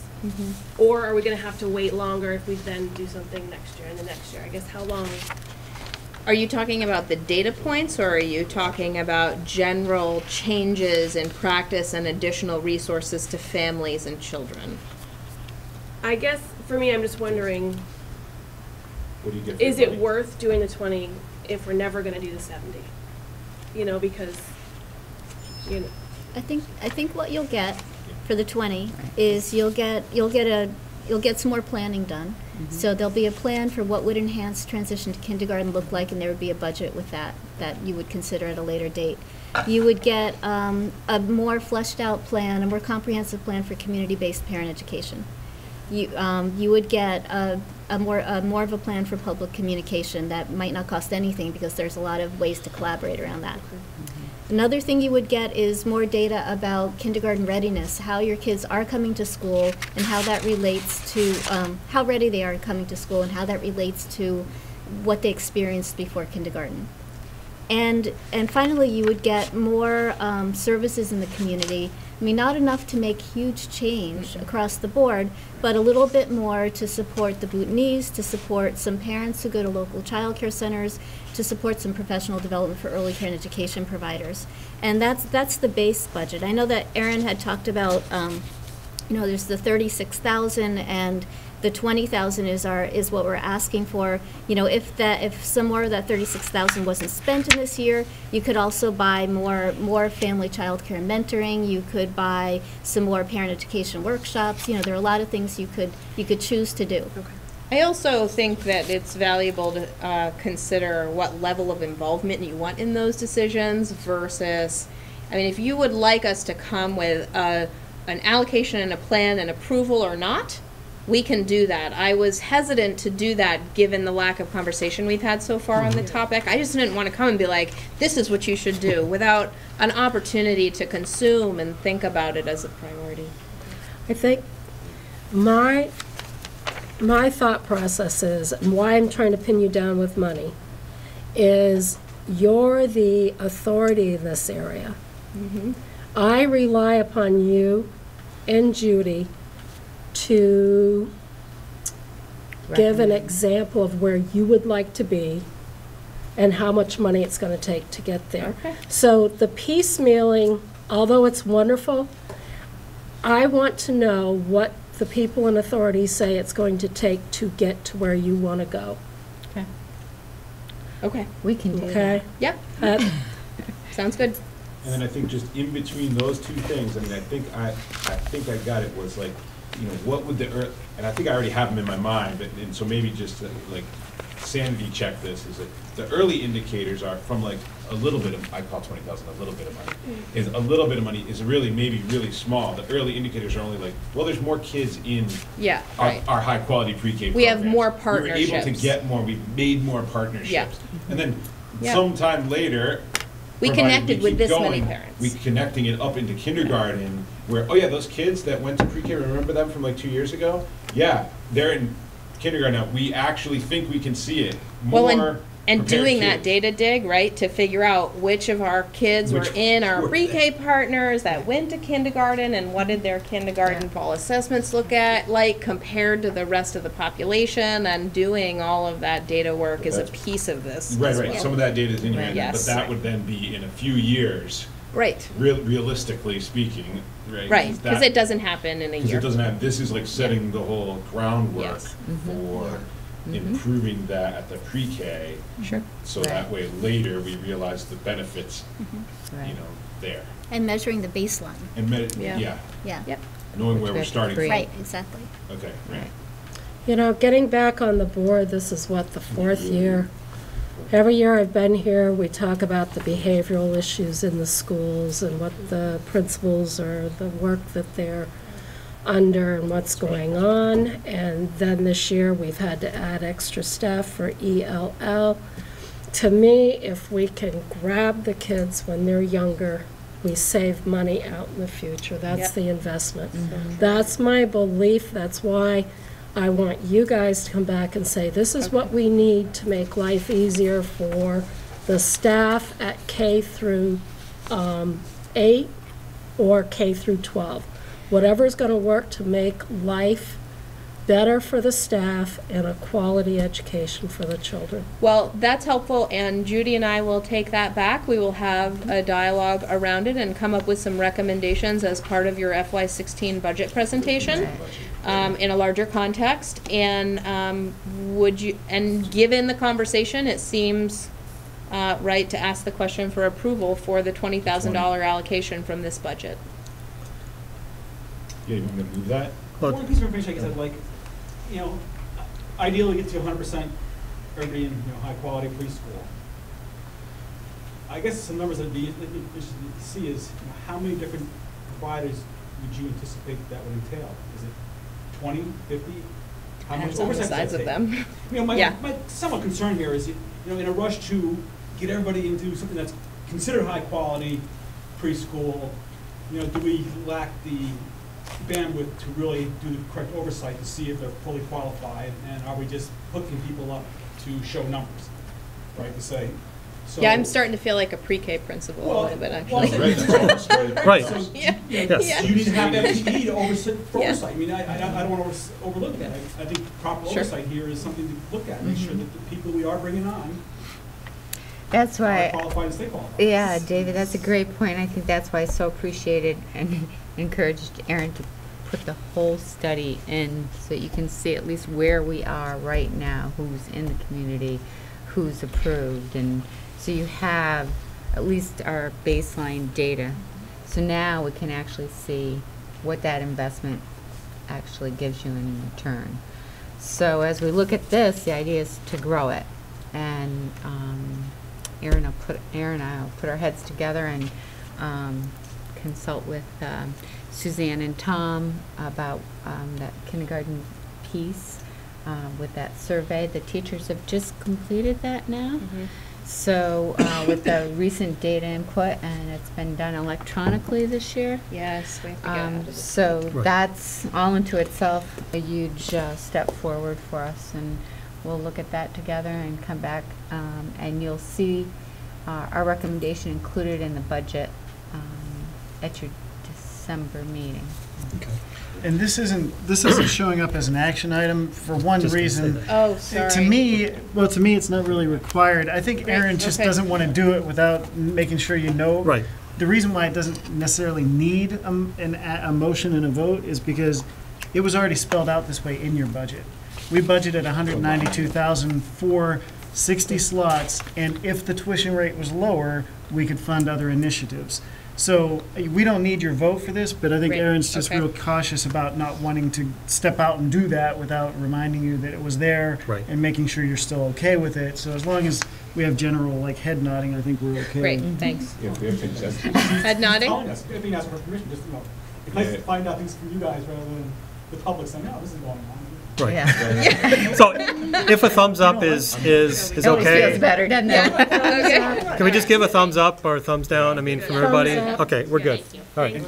And real quick, just to come way back to me, so Growing Kids Essex Junction, Yes. that's just what you're calling it. That's just what we're It's calling it. it's this, kind of like project. if you wanna Project. call it that. It's an Okay. initiative, an initiative. An initiative, okay, that's what I wanted to make sure, that's what I thought, Yep. that's, the name came up out of this, to call the initiative. And if you don't want to print all of this, I'd be happy to have it printed for you if you want to look at the study more thoroughly. I already printed it. Lots I of got pictures. it. And I just want to also thank Elizabeth for her incredible partnership and the work Yes. of Child Care Resource. They are an amazing resource and partner in the project, and it's been great. And Right. thank you for your support in doing this. This is really important work. Yeah, huge expertise. She talked me out of the prenatal part, but Right. we have been talking about the Prenatal, we still have to discuss that. Yes. David Next Young, year. David Young is always willing to come in and talk to the group. It's worth saying that Child Care Resource is the partner with South Burlington and Right. David Young as well, and, And we're many- talking about prenatal there too. Yeah. We're actually piloting an expectant parent learning group this year in collaboration with Matri, so it should be, Right. exciting work. yeah, it's exciting work. Thank you. Great, thank you Well, so thank you much. both for presenting. Thank you. But for future reference, Judy, I enjoyed having the detail of did. this study Good. so that I could look at the numbers and it gave me a better understanding. It also, it shows us the work that's being done. Right. Exactly, that's what you paid for. Yes. That was the allocation you invested in to give us that baseline to work from. So when you have that, then you can refer back Right. and we move forward. I just need quite a bit of time yet to finish Yeah. digesting I guess all my- this, to be honest. Maybe just board try this out for a second, I guess my only request would be, it then became difficult for me to figure out what was not that and what was that. The history. No, just in terms of packing 100 pages inside the orgs where there's other information. If it's so big, I guess my request would be, it's just its own file. I see what you're saying. Just all that stuff as its own file, To PDF, click here. just that stuff. So then you can say, go to this file for all the information. Okay. Make a folder for. That would just be my, because then it's, board site. as it was, then it's Yeah. like 160 Yep. pages. All right. When we're gonna stick in so much, when it's just a few pages, that makes sense, because then we go, Right. you go through each of the Okay. pages. Good but recommendation. All right, that so would we're just be easier. we're a little bit behind schedule now, which it's how it goes.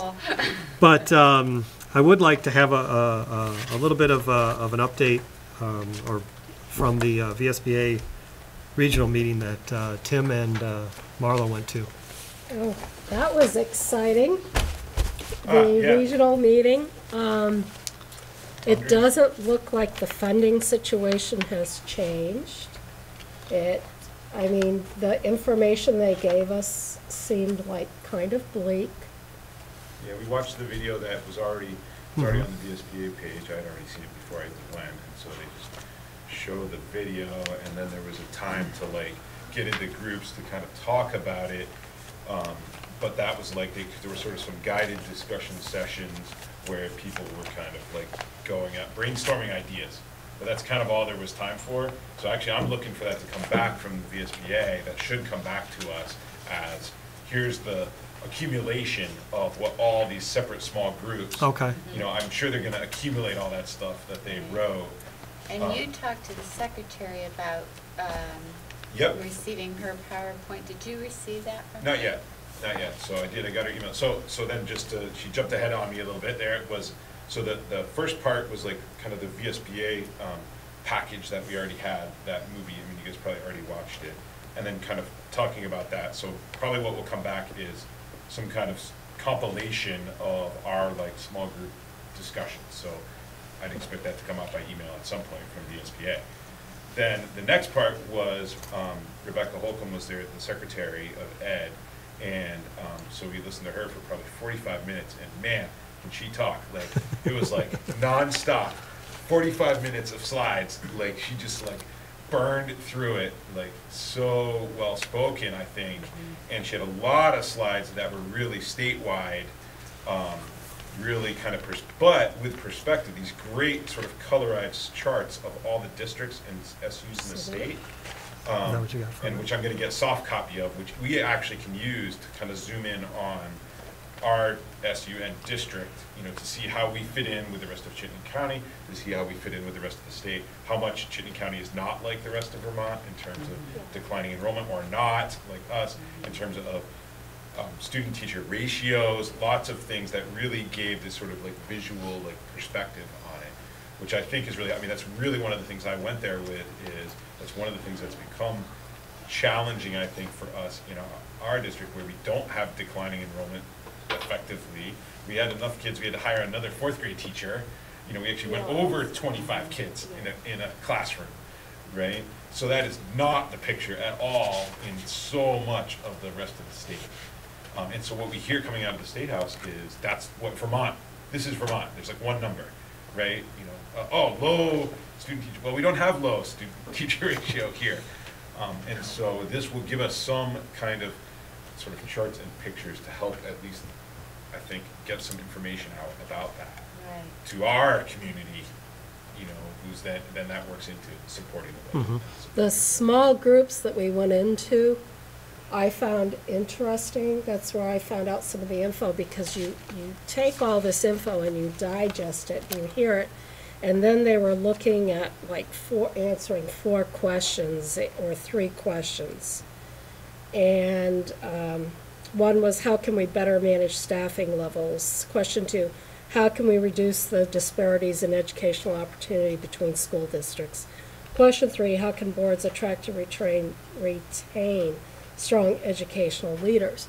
So it was very hard in some aspects to be in the groups, because I was coming from the position where we have consistent leadership. We have great leadership. It's consistent, it's steady. We're not having the huge turnover that some of the districts are having. And the other thing is, some of the groups I was in, when these women and gentlemen started talking, that they had some classrooms of like a grade 3 with like 4 students in it, or a grade 5 with like 6 kids. So then, and they still do not want to consolidate with other, I mean, that was very clear in those small groups. They do not want to consolidate. So this was a Chittenden County regional meeting, so it was more of like Chittenden, Franklin, Grand Isle. Right. So it's bigger than the usual regional meeting. Right. So I guess the bottom line for it was that even though we don't have some of those variables that we can correct for, that we're all connected through the state funding formula, because it's a per pupil funding formula. It's the deemed the only and the one of the most equitable in the country, because it is per pupil. So, but that funding formula isn't how we're structured through a governance model.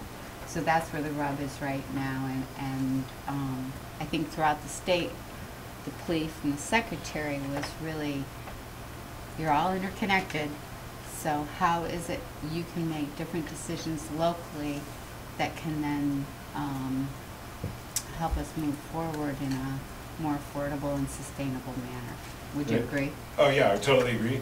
But I mean, when you start to go to these things, you know, I think it starts to become clear, and just even more and more clear in my mind that, you know, it isn't going to happen because, for reasons like, we can't make decisions on our board about East Pomfret. So even if we're connected, we can only make our decisions about our local thing, because that's what we have control over, right? Until there's only one place that, you know, and that's where it would change, and that's at the state level. So if the state if we as the state, because we are the state, so if we as the state get enough of it, we say, no, we really are all connected. Okay, no, this has to come down from the state level. No, you have to do this. This isn't allowed anymore. That's not allowed. 3 kids in a classroom, right now, that's not allowed. Stop. We say that must stop. You have to do whatever you have to do. It's going to come down. Because we can't make the decision from here. We can only control our little thing. And they're making their decisions based on what they want to do. right? And so. So last year in the legislature, an example of that was they were gonna cut funding for small schools. Right, but they didn't. So they didn't. Right. So I think that was a Yeah. preview. Right. It's those kinds Here of are the things that things have that to we happen. might have to do unless you can resolve it differently. And some of the differences could be different local decisions people make. So that was just kind of raising an awareness of we're all in it together, which means we all have to take it on locally to effectuate a state circumstance. One of the laws that did get passed, though, was the excess spending threshold dropping, which is going to make a lot of districts hit the excess spending threshold. And in a community where all of a sudden you're having to pay $2 for every $1 that you're raising for education, I think it really and honestly is just a matter of time before that level of additional pain, tax rate wise, drives change in different districts and where there's really high spending already, and then the tax rates are high, and now they're going to just go up exponentially. So in some ways, I agree with, I have the same frustration, but it's not us. So then the question becomes, well, what can we do to be able to survive until there's change in other places then that help us? Well, and I did have that thought too, like, it's not so much, I guess we do have to be cognizant, right? You could think of, there is something that's us. It's just, if we just do the numbers, is that our number is 150%.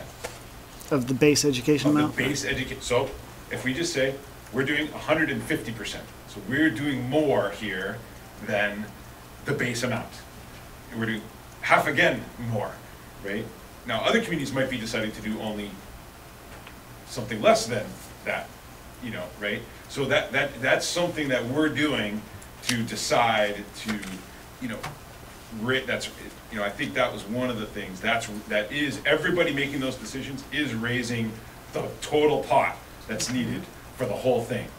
So yeah, there is an amount that we're doing. We're choosing to do it. Yeah. We're choosing to pay for it. But yeah, it is raising, you know, that number. The accumulation of all those choices is, you know, is adding up to the total bill. Right. And I do think that you will. My guess is by FY16, at the end of FY16, when the dust settles, I think Essex Junction will have a lower spending per pupil than the state average. It's just my guess. So I'm being very cognizant that I still have 2 principals, maybe 3. Is Laura behind? Yeah, 3 principals still here at 6 o'clock. Do we have any questions for the principals before we go into the budget presentation? I don't have any questions, so. but I want to thank them for the open houses. Yeah. It was great to be there. I had a chance with going to all 4 schools. The comparisons were great. It was interesting to see Hiawatha versus Summit Street. And Tom, you've done a wonderful job over there. You know, everything bright and cheerful, and the staff and everything. Summit Street was the same, welcoming. Summit Street, it's interesting when you do the comparisons, it's all bright and cheerful at Hiawatha. Atmosphere-wise, I think because of the painting, because of the modernization. And you go into Summit Street and you've got some of those dull yellows and golds. And to me, if I was working in that building, I'd want my classroom. Really, I saw some bright purple. Yeah, I did see that one too. But the contrast was interesting, but at every single open house, it was great to see older kids coming with the younger kids, and they dragged parents to go see their old teachers or the librarian or the phys ed teacher, you know. So some of the older kids got dragged along, and I thought that was fun. Thank you for sharing that. Yep. And thank you to the board for attending as many of those as you were able to. When Michael and I were planning the agenda, we had originally talked about talking about the science kneecap results, but since then, as even an administrative team, we haven't had an opportunity to process that. So as I said in the email I sent out, in response to Tim, we'll provide you more information about the science kneecap in December once we have had some quality time together and principals with their staffs. Okay, yeah, that's great. And I mean, maybe just with the principals here, that's when I've already got comments. And I got comments last year too on science because of those like just percentage numbers about how it makes it look, right? And so I think, I mean, that is just whatever you guys can do to help give us the kind of those kind of higher level explanations around like, well, is that what we really think? Or is that, oh, is that because it tested something that we didn't teach?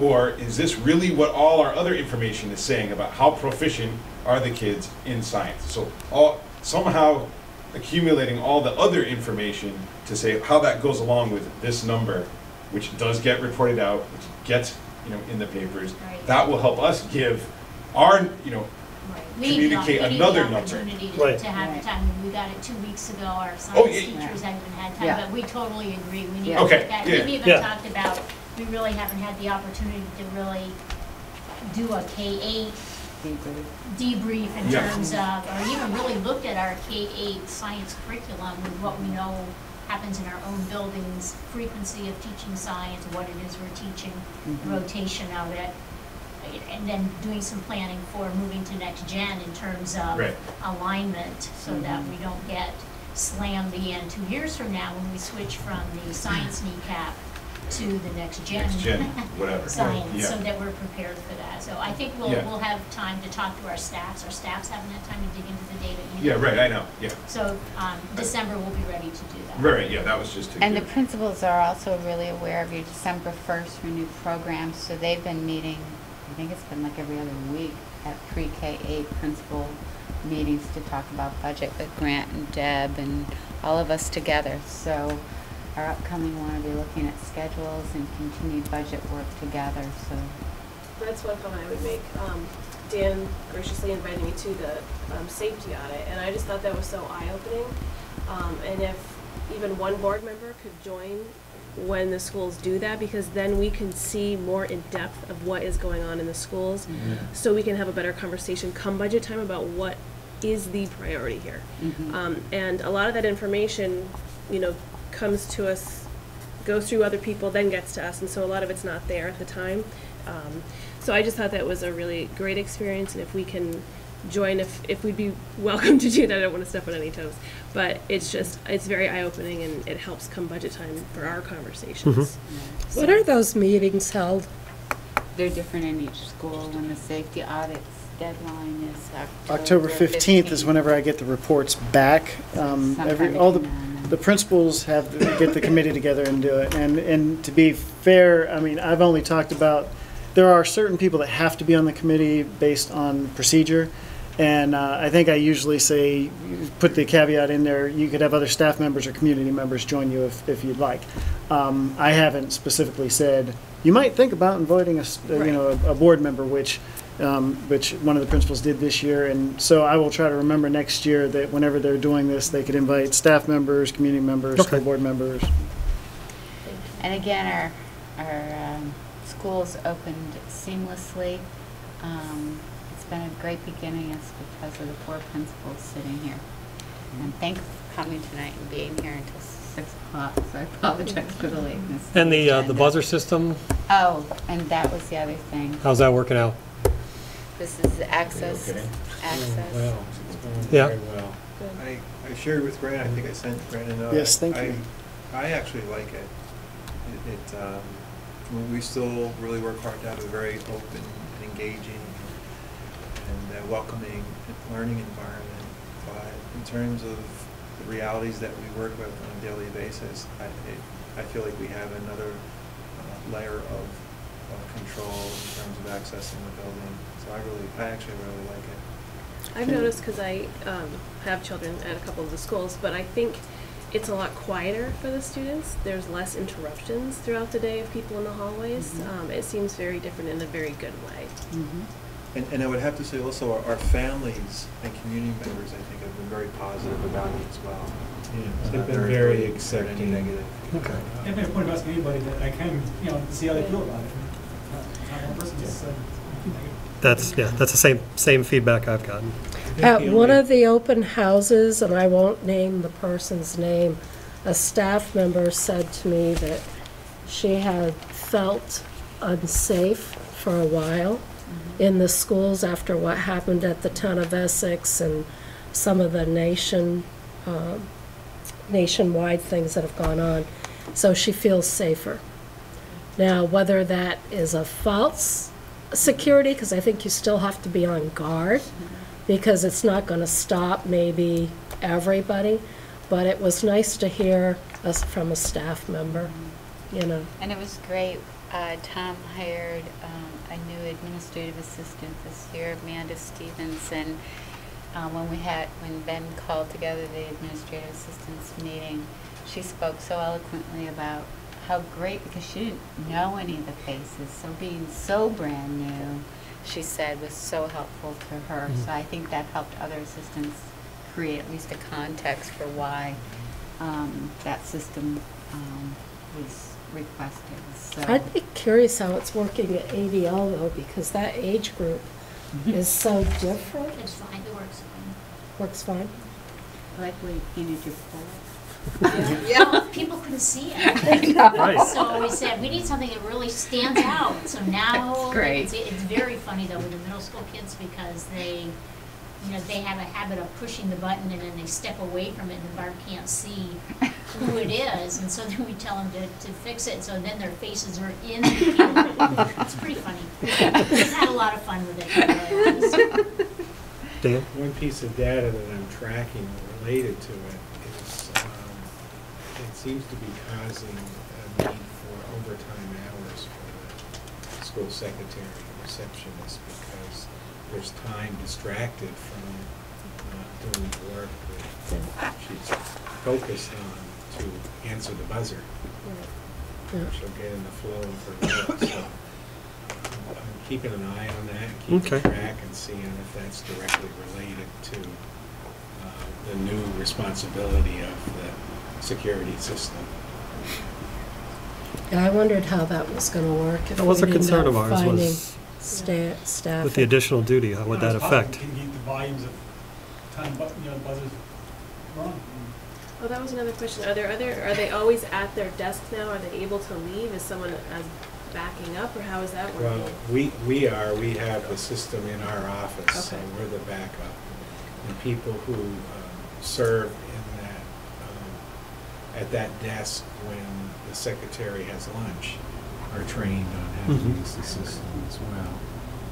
But in my office, I'm the immediate backup, and then the nurse is the secondary backup if either one of us aren't at our desk. Yeah, being a single secretary and a single administrator school, it is challenging, but we've gotten into a little bit of a groove in terms of being a tag team. So I know that if Amanda needs to use the restroom or have her lunch, then we both eat lunch at our desk. So, we got lunch covered. You get a lunch, Tom? Oh, we better change his duties if he's eating lunch. But I think, the end result, I think it's been a very positive move by the Prudential Commission. I really like it. So thank you. Good. Well, thank you. And thank you guys for coming tonight, and we'll look forward to seeing each of you at your schools at a future meeting. You can certainly hang around if you want to hear me talk. Yes, Grant. Yeah, right. I still owe you an answer. Security's on Caroline. I like that. Thank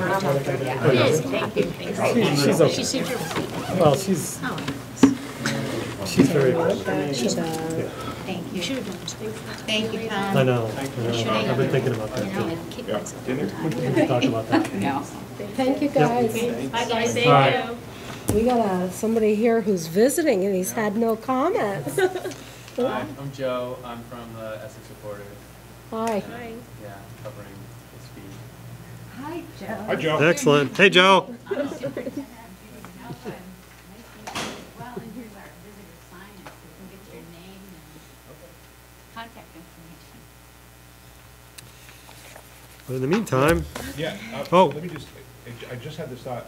I know, Joe, you're writing now, but if ever, if you guys come, you or anybody else, and there's ever something that, like, we're talking about, or let's say, you know, there's a piece of paper, whatever, we don't always necessarily have an extra one or whatever. If there's something you want, just make sure to send us an email after, so that way we can get it to you, right? Okay. You know, if there's there's a good topic you guys want to, then just make sure to send us an email. Right. Okay, yep. All right. So, Grant, y'all ready? I am ready. All right. I'm ready. Actually, it might take you a few minutes though, because you're going to have to find my materials in amongst the preschool information. I think my year-end reports and the budget discussion document were real near the end. So It was the last 20 pages. So we'll start with the year-end reports, and just kind of a note, not necessarily for your benefit, but quarterly financial reports are typically provided in the board's organization notes. And board members review the information, raise any questions you might have. But we've been asked to provide the future reports during board meetings to make sure that the public is aware that you receive and review these, because they may not know it since it was just attached to your org notes in the past. So it is now going to be on your agenda, and you have the reports in your materials. The year-end reports are not officially closed out yet because we haven't had our independent financial audit yet. But I just wanted to give you a couple thoughts on the reports that I attached, starting with the school district. It appears we used $232,000 of the $750,000 fund balance, which leaves $518,000 to roll forward as revenue in FY16. The surplus was largely in the areas of salaries and benefits, but we did come in under budget in supplies, equipment, and utilities. We finished over budget in some of the special education lines, such as outside placements, but we do, as you know, receive partial reimbursement for any of those overages. As an aside, we always receive more revenue than budgeted because we get about $4.2 million or so that flows through Essex Junction and goes to the high school. So you always see this big overage in state revenue, and under miscellaneous expense, you see it transferring out. So don't be alarmed by that. On the rec department, we actually didn't tap into the $76,000 fund balance, and we still had a net positive position of $119,000, meaning we have about $195,000 to roll forward as a fund balance revenue in the FY16 budget. On the revenue side, we collected about $100,000 more than budgeted, largely due to high enrollment in Village Kids, and also the creation of that Camp Reach at Fleming this past summer that we got the revenue for. On the expense side, we finished under budget by about $36,000 in salaries and benefits, and about $20,000 or so in professional services, and that's related to the fact that we budgeted for a winter swim program and then canceled that program, so we didn't hire the position for that. And lastly, we spent about $20,000 less on long-term debt because we had our bond was refunded by the Vermont Municipal Bond Bank, and whenever that happens and you get a lower rate, you get a credit. So we had a fairly substantial credit this year, which was great. In the budget, since we have such a large surplus rolling forward for rec, as we've done in, I don't know if it was 2 years ago or what, but whenever we have a big increase in fund balance, we try to find like a one-time expense so that we don't artificially end up with have this big cliff that we drop off of. So if we find one-time expenses, then whenever the fund balance drops, we don't have to drop expenses as well. So those are just a quick summary of the year-end reports. If you have information or questions on those, you can just pass them through Michael, or I'll run right into budget discussion, and at the end of that, you can open it up to any questions, whether it's on year-end reports or the budget. So budget worksheets are going to be sent to the principals in the middle of November. That's kind of whenever the school-based budgeting begins. But we already have had some preliminary meetings to talk about various issues like pre-K, ELL. You know, we've already started having principals discussions. I'm sorry, what was the last one? Title I. Title I funding, those kinds of things. So we're going to have more of those discussions. And then, like I said, in the middle of November, they'll get their budget worksheets. Your first presentation of a draft budget will be on January 19th. Your meeting materials had a 4-page information sheet that talked about some legislative issues, some tax factors, assumptions for different budget areas, and then proposed budget guidance.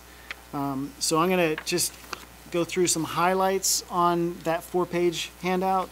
At first, it's going to look like I'm hitting every one of them, but trust me, I'm going to skip around. It's just coincidence. Some of the legislative issues that might cause some challenges are one that we already talked about, universal pre-K. And I'll get into that a little bit later whenever I talk about expense items. But it could require more slots at a higher statewide established rate. Personalized learning plans are going to be required for all 7th graders. We don't really know what tool we're going to use for that, but I don't think there's going to be a big cost related to the tool. I think it's just going to be a lot of time required to set something up and to actually do these. But that is another requirement that's causing some issues. Thirdly is the changes to the excess spending threshold, which I touched on earlier.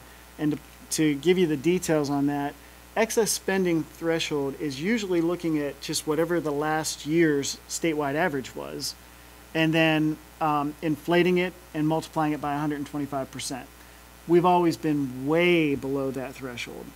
The change is that now they are going to anchor that threshold to the FY14 spending per pupil. And it's always going to be FY14. So in FY35, they're still going to look back at what it was in 14, and it will only be inflated by the CPI, Consumer Price Index. So what that means is if spending, or if education spending per pupil statewide goes up like 4% every year and you're staying below that, you're never going to have an issue.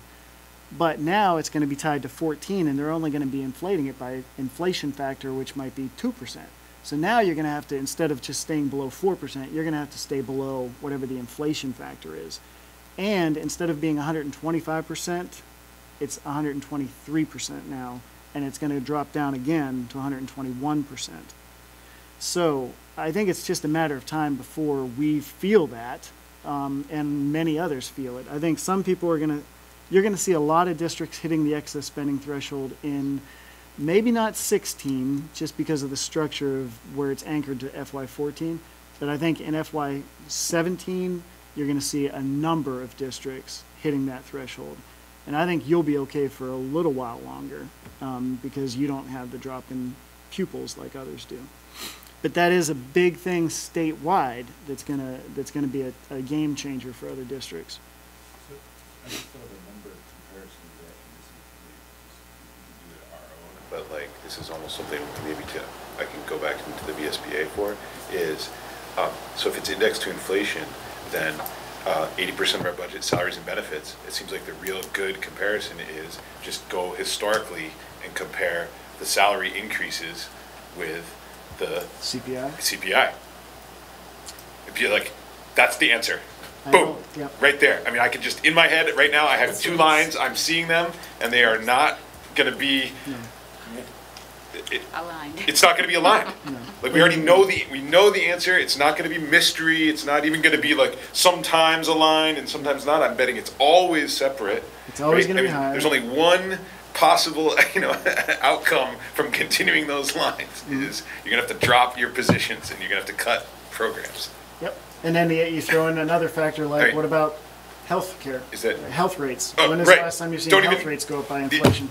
Exactly, right. So I could put those, you could put those, be like, those are their 2 biggest, pots of money, that seems really clear what will happen. So unless the legislation changes and sunsets within the next 5 years, I mean, at some point you will hit it and it'll be painful. But on the bright side, I think many others will hit it first, and I think it's going to be a game changer, and we're going to kind of benefit from that. Yeah, right. I mean, if something happens to change the law, it may be before you feel that pain, hopefully. Right. But we'll see.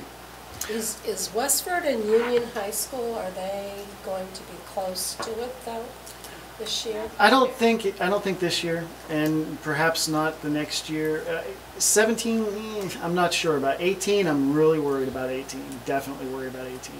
In both of those, especially Westford, because Westford has enrollment that's dropping by the capped amount of 3.5% every year. So, I mean, they're starting to level off, but because they've already been capped, they're going to still get 3.5% for a few years. So you're in much better shape than 98% of the school districts out there, probably.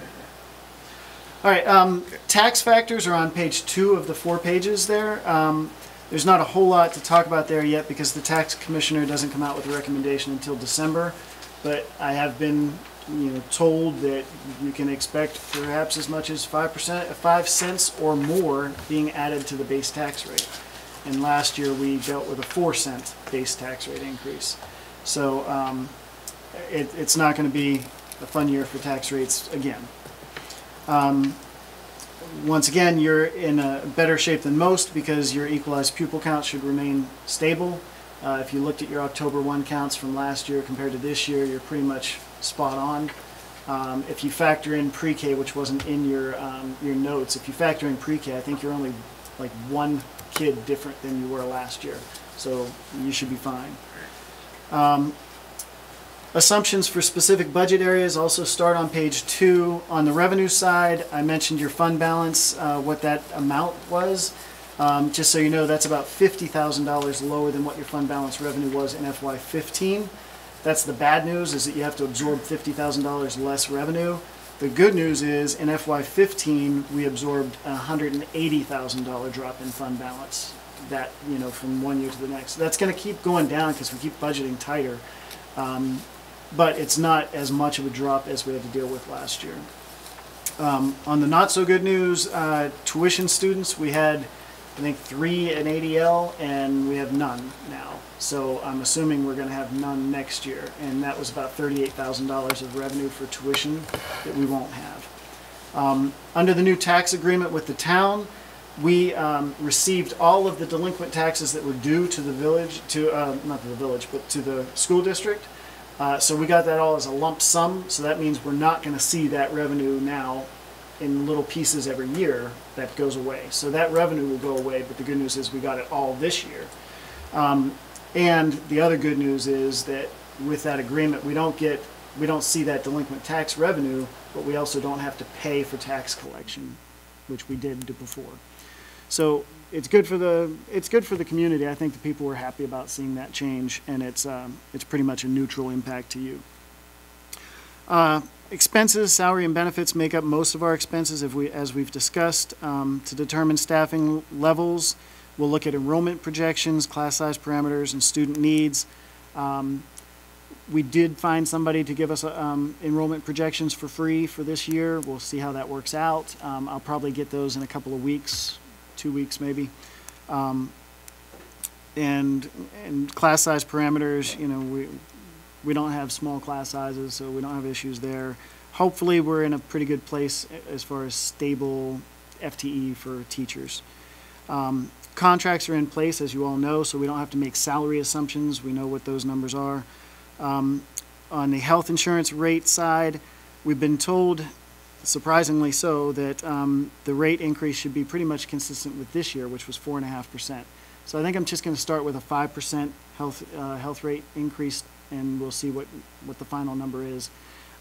That's not good. It's certainly higher than inflation, but it's certainly a lot less than what you're seeing out there. I think Blue Cross Blue Shield came in at 8.7% this year, and MVP was like 10.2 or something like that.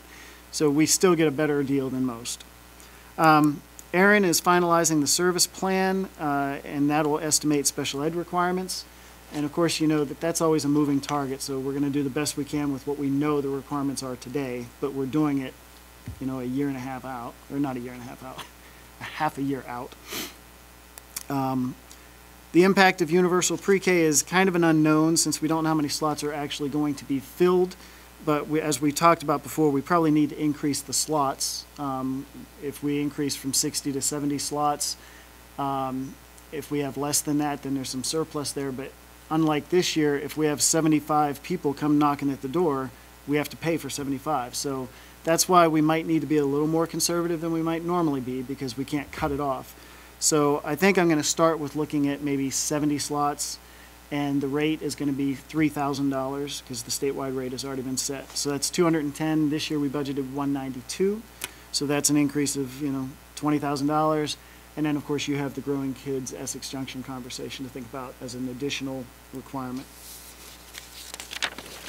The bottom of page 4 shows the proposed budget guidance, which is consistent with last year, maintaining the high level of educational quality, supporting school action plans, being sensitive to the burden on taxpayers by looking at minimal increase in education spending per pupil, because that's what the tax rate is based on. And then also preserving the physical plant by reviewing the capital plan and trying to make sure we have a good priority there. That'll be a challenge this year, especially if we continue to try to limit the dollar amount to about 225, which is where we're at. Like some of the other issues, it's not an action item today as far as the budget guidance. It's pretty similar to prior years, so as long as people aren't throwing things at me, that's how I was going to proceed, and you have multiple opportunities to give me a vector change as we go through budget. So that's it for year-end reports and the kind of budget discussion. The one other thing I'm going to mention just before I go into just opening it up to questions is that later on in your agenda, you're going to be discussing the 2004 Unified Union Study. And by now you have probably seen a chart that I created that talks about FY15 tax rates, and it shows tax rates for Essex Junction, Essex Town, Westford, and then averages them, and then also shows what the impact of the legislative tax rate incentive would be if we would have been a red in FY15.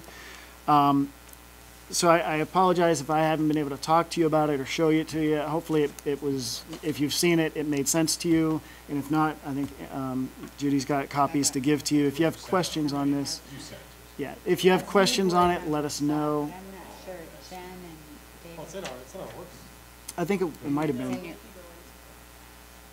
So I just wanted to make sure that you at least saw it, had some context behind it, and if you have questions on it, you can certainly let me know. The information is very interesting. I will tell you that I wasn't a big fan of the idea, but in our talking about maybe needing to just buy some time while others get their act straight, this would certainly be a big tax incentive and could buy us some time. And it certainly wouldn't, in my mind, be a bad thing for kids. But that would kind of go beyond my scope of my conversation here. I just wanted to let you know that it's there. That's the context for it. And I did want to make sure, while we're talking about budget, though, this is interesting information, but it's not something that we would factor into an FY16 budget, because even if everybody was all lined up and said, let's do this, let's form a red, we would never be able to form a red by July 1st of 2015. So it's good context, but don't think that because you see this out there that I'm thinking we could use this in FY16. But should there be a taxpayer, the taxpayer should be really critical of the upcoming, whatever the tax rate will be, at least you can show an alternative if there's a conceptual alternative, if there's a interest in pursuing a study in this area, just so that they can have the balance.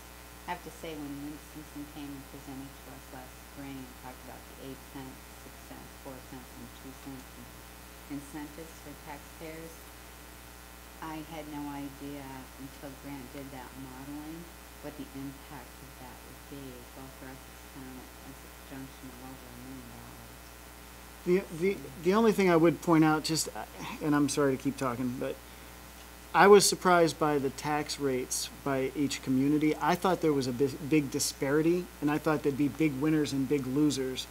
But Essex Junction, Essex Town, and Westford are all within 1.5 cents of each other, which I didn't know that until I did this, so it was just interesting. So anyway, that's my pitch. Any questions on year-end reports or budget discussion? Anything on budget? I think we covered this already. This is actually kind of a logistical thing for us. But for the next time we see that, the first pass will be January 19th. January 19th, yes. Yes. And so, except I know we might not get even, let's say, detailed numbers, but in December, the kind of new programs, new ads, like that we're going to get some kind of summary. Is that kind of your guys' understanding of what we want? Yeah, like maybe the topics that, so that you're not surprised by a topic during budget, we can say, Right. these are the things that are on the radar, maybe not being able to quantify every one of them, but. Yes, just so you're Right. aware, and there's no last minute surprises. Right, that's- As we had experienced last year. Right, exactly. I think that's all we want. I mean, I think I'm saying it the right way. Yep. Right, was It goes that, both that's, ways. Whatever we have. if on we our have a, plate, yeah, right. we should then also really try to do that if we've got something that, oh, yeah, we want to see that. I mean, I don't have anything other to Right. add, Like but. a playground or, child care But that's why we center. brought Right, those things, right. yeah. Exactly. We decide it's a big priority, we need to let you know before. Yes, thank you. I got a question, Grant, on the Essex Junction Rec Department. Their high fund balance that will show you wouldn't be able to put it into this year's budget, but it would show up in a further year, once it's audited. The large ending balance for FY14 that's a surplus is going to be a fund balance revenue in the FY16 budget. Oh, we're going to see it You're already. going to see it as a revenue in FY16. Okay, because I thought we always had, it's already been The audited? year delay is because it's a surplus from FY14, and we put it in the FY16 budget as a revenue, because it's too late to do it in 15. 15. You know, that's why there's a year gap in Gotcha. between. Right, so it's So going to show up. It'll show up in 16. Have a question for you. If, on the committee I'm on, if we start talking strategic planning and needing to do some things at the rec department, could some of that fund balance, or can that fund balance be converted over to the capital fund? Yeah. Rather, unless there's a project that you already know about, but I'm thinking we could start It building. could either be, I don't know if it could be realigned just directly into the capital plan, but we could assign it and have it as reserved for that one purpose. Or we could use it right in the general fund for construction type of reasons. I mean, you don't have to necessarily put it into the capital, but yeah, I mean, that's exactly what I'm talking about. You'd want to use it for some kind of a one-time project that you're not going to have to deal with every year, so that whenever that fund balance drops, you don't have to find savings someplace. So this would be a very good time. Okay. And I think Mike probably had a question about it, and I think I know what the response will be. If we have that huge Thank you for your fund time. balance with the rec department, that type of money could not, like Brad at the rec department couldn't say, oh, we'll donate $5,000 to Summit Street Playground. Because of the village kids, it's mixing school money with municipal money. Yeah, well, he wouldn't have the authority to do that without letting you know. I mean, he couldn't just say, I'm gonna give $5,000 of taxpayer money to this 501(c)(3). I don't even know if you could, yeah, exactly. Well, yeah, that's really the That's what I question need to is, check into. I'm not saying we're going to, but I mean, Yeah. what are our options on that? That's what I need to check into, is how that works to do that. And, we could look at the same thing for rec. I would think that, at a minimum, he would want to make sure that the board is okay with him doing that. But then I would have to figure out the mechanics of how to do it. Right. Accounting-wise. Yeah, to keep it separate, because you gotta keep the funds. Right. Yeah, I mean, he would be writing, it would be a check coming out of Essex Junction Rec and Parks going someplace. Where, I Correct. don't know. Yeah. But, yeah, it's a tricky thing, because, I'm not, it's strange hearing somebody talking about a project, and I'm not the one in it. Right. It's like, I guess so, I don't know. Right. Okay. Plus, I also think they'll be having to look at a playground and adding on to the playground at Park Street School, which would be But that would be a very equipment going- similar thing, wouldn't it? Yeah, that's what I'm thinking. They might have to add playground equipment over there to They're our doing- building that the school district Are owns. they doing that right now? I'm not sure if they're doing it. I've kind of lost A a few little things. touch. They're doing some stuff right now. Small. But yeah, and they have a playground equipment line in their Yeah. capital plan, so Right. that may be where I haven't talked to him yet as far as the draft budget Yeah. goes, but that might be where he chooses to do a one-time investment, I'm not sure. Right. Okay. Any other questions for Grant right now? And any that come up, shuffle them through me to Grant. On this, though, this unified money that was shown, you also sent out a letter. Was there $150,000 if we went forward with this? There's a one-time. Yeah, I think I put it in a note. I'm not sure if that's the version that shows it, but it's actually, as the AOE, the person I know in AOE was kind of stepped back and said, wow, you've got the perfect storm there, because there are two $150,000 incentives. One is for an SUSD merger. So imagine CCSU and Essex Town as two different SUSD types combining to one. So you'd be reducing the number of SU/SDs by one. So you're eligible for a $150,000 grant for that. The other thing is, if you form a red, you're eligible for $150,000. So we asked the question, that's kind of both. What do you think? And he came back and said, you're right. We talked with the Secretary of Education, and you could get both of them. So you could have $300,000 in study money and facilitation money. What happens is the $150,000, you can use up to $20,000 of it for the study and legal fees, and then the rest of it you can use for facilitation. So you could have up to $40,000 for studies and legal fees, and then whatever you don't use for that is part of that. So we would have to consider this by what date to qualify? July 1st, 2017 is when the law sunsets. And we'd have to be formed by then. Which means everything has to be done before that. Yeah, which means we have to be formed by July 1. And ready 2017. Right. And the other thing that we checked on just before we got too excited about even thinking about this was, as long as your foot's in the door, you get the 8 cents, the 6 cents, the 4 cents, and the 2 cents. We were concerned, if we did this by July 1st, 2018, does that mean we missed the 8, the 6, and the 4, and we only get 1 year of 2 cents? And they said, no, as long as you are in the system, you get the 4 years of tax incentive starting with 8 cents. Mm-hmm. Is there going to be a conversation in the community about this? Big. Okay. In fact, I'm glad you asked that, because have you heard about this budget to ballot meeting coming up in November? I think it's being sponsored.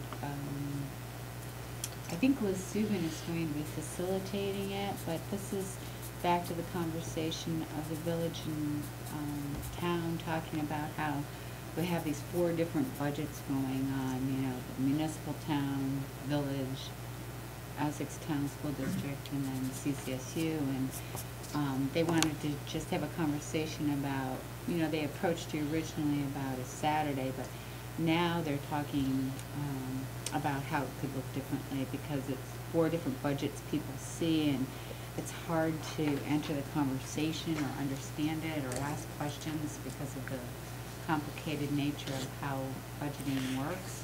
So they are planning a public forum in November, and I'll get the date to you after I connect with Liz.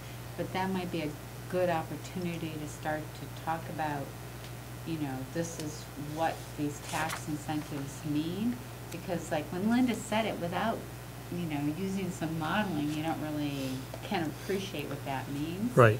As well as knowing that we have $300,000 to move forward with. And if you remember the last time we studied, the communities had to contribute to that study, and there's the incentive available to study now. So we're working on a timeline, kind of working backwards. If we have to be formed by July 1st, 2017, what has to occur? And certainly right out of the gate, community engagement, because, board members can appreciate the savings and incentives. We need to find a way for you to engage with your community to see right out of the gate if people would encourage you to vote yes to go ahead with a study. So we have to think about, and hopefully in communications task team tomorrow night. So we have to go on a ballot, right? All the communities have to go on a ballot and be voted to approve that study? No, just the local boards could approve moving forward with the we don't have to do it. Because you're not asking for additional money. We don't need you to appropriate money. Oh, okay. So that's how it's different. So a big thing, and this is going to come up later under the SU board update, is Ben created on your site, a unified union past study committee and all the documents. It's a bit overwhelming, but I had asked Ben to highlight a signal, and I'm not sure we did it for this set of orgs, but the primary document to see, Ben will send you a link to, so you'll see like what were those 16 articles, because the law is pretty much the same, we'd still have to be following that. And then to pay special attention to the November 4th vote in Chittenden East. Theirs is a little different than ours in the way it's constructed. But this gets back to Tim's point. If everybody starts doing a little something to change the governance structure, then we could impact the tax rate without having to cut programs for kids. The thing that, it's just the caveat is, I testified for, and you may not like the fact that I did, but I testified for H-883 last year, and it went through the House, but it didn't go through the Senate. The concern is that if something like that does get through the House and the Senate and become law, there may not be an incentive that's attached to it anymore. So you may end up having to do it and not get the incentive. I don't know what the chances of that are. Which was what Tim was alluding to, that maybe right. they just have to mandate it to make it happen. Well, in some ways, if we could agree to study in advance of any legislative outcome this year, then we could be at least ensured that we would be grandfathered into that process. So timing is very urgent and critical on this. And I think the only other thing that I would say that's different today than when it was studied a decade ago is that I don't know if people really felt the tax impact at that point in time. And what Grant keeps reminding me of is over the course of 4 years, it would give the economy more time to recover as well. So it's sort of like holding taxpayers harmless and programs in schools harmless in the meantime. But that's a lot of information to communicate in a way that's as unbiased as it can be, just factual, and that's why I appreciated his financial modeling. Sort of made it crystal clear, in my mind at least, on a sense of urgency and helping boards understand what the formation of a regional educational district could mean to the taxpayers in this community and how to protect the schools from program cuts.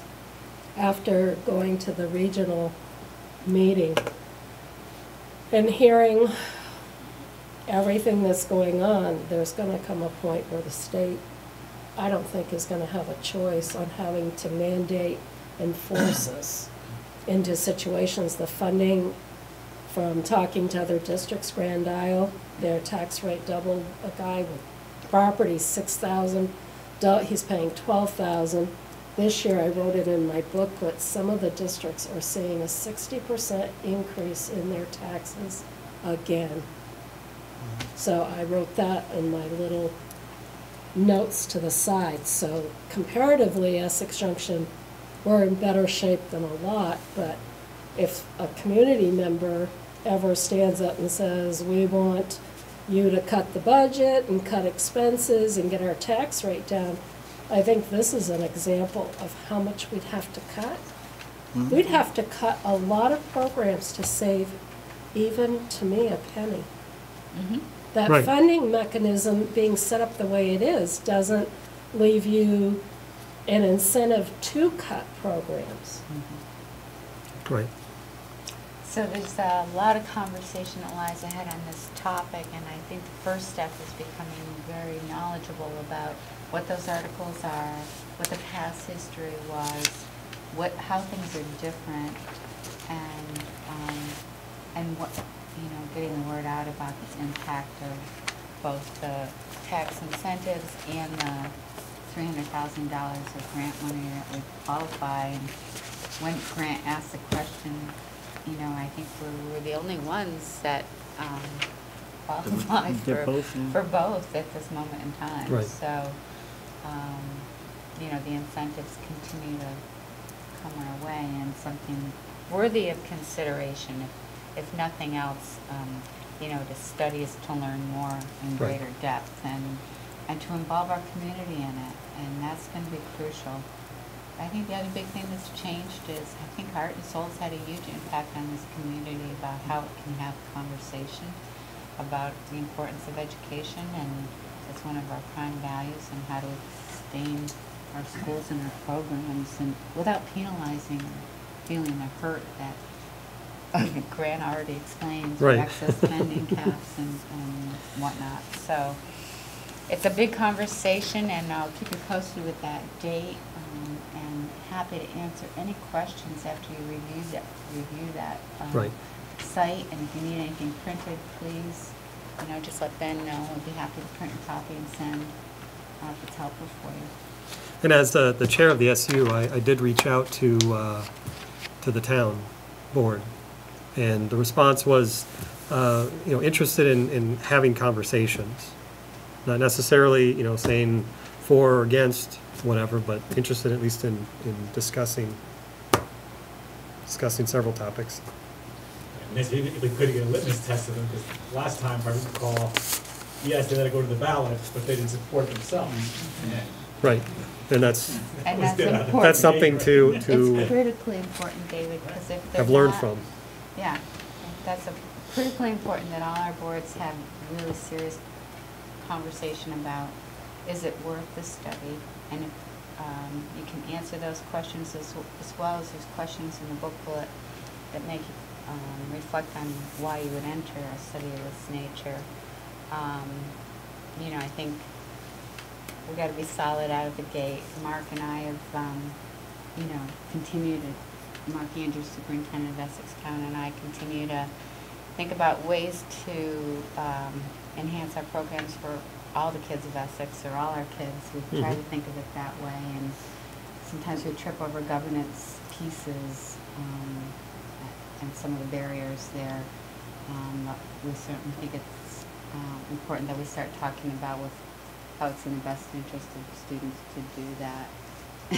Actually, just even using the one example of how many times we upset kids' placements in schools because they move to a block away or something and don't realize that they're in now in another school district.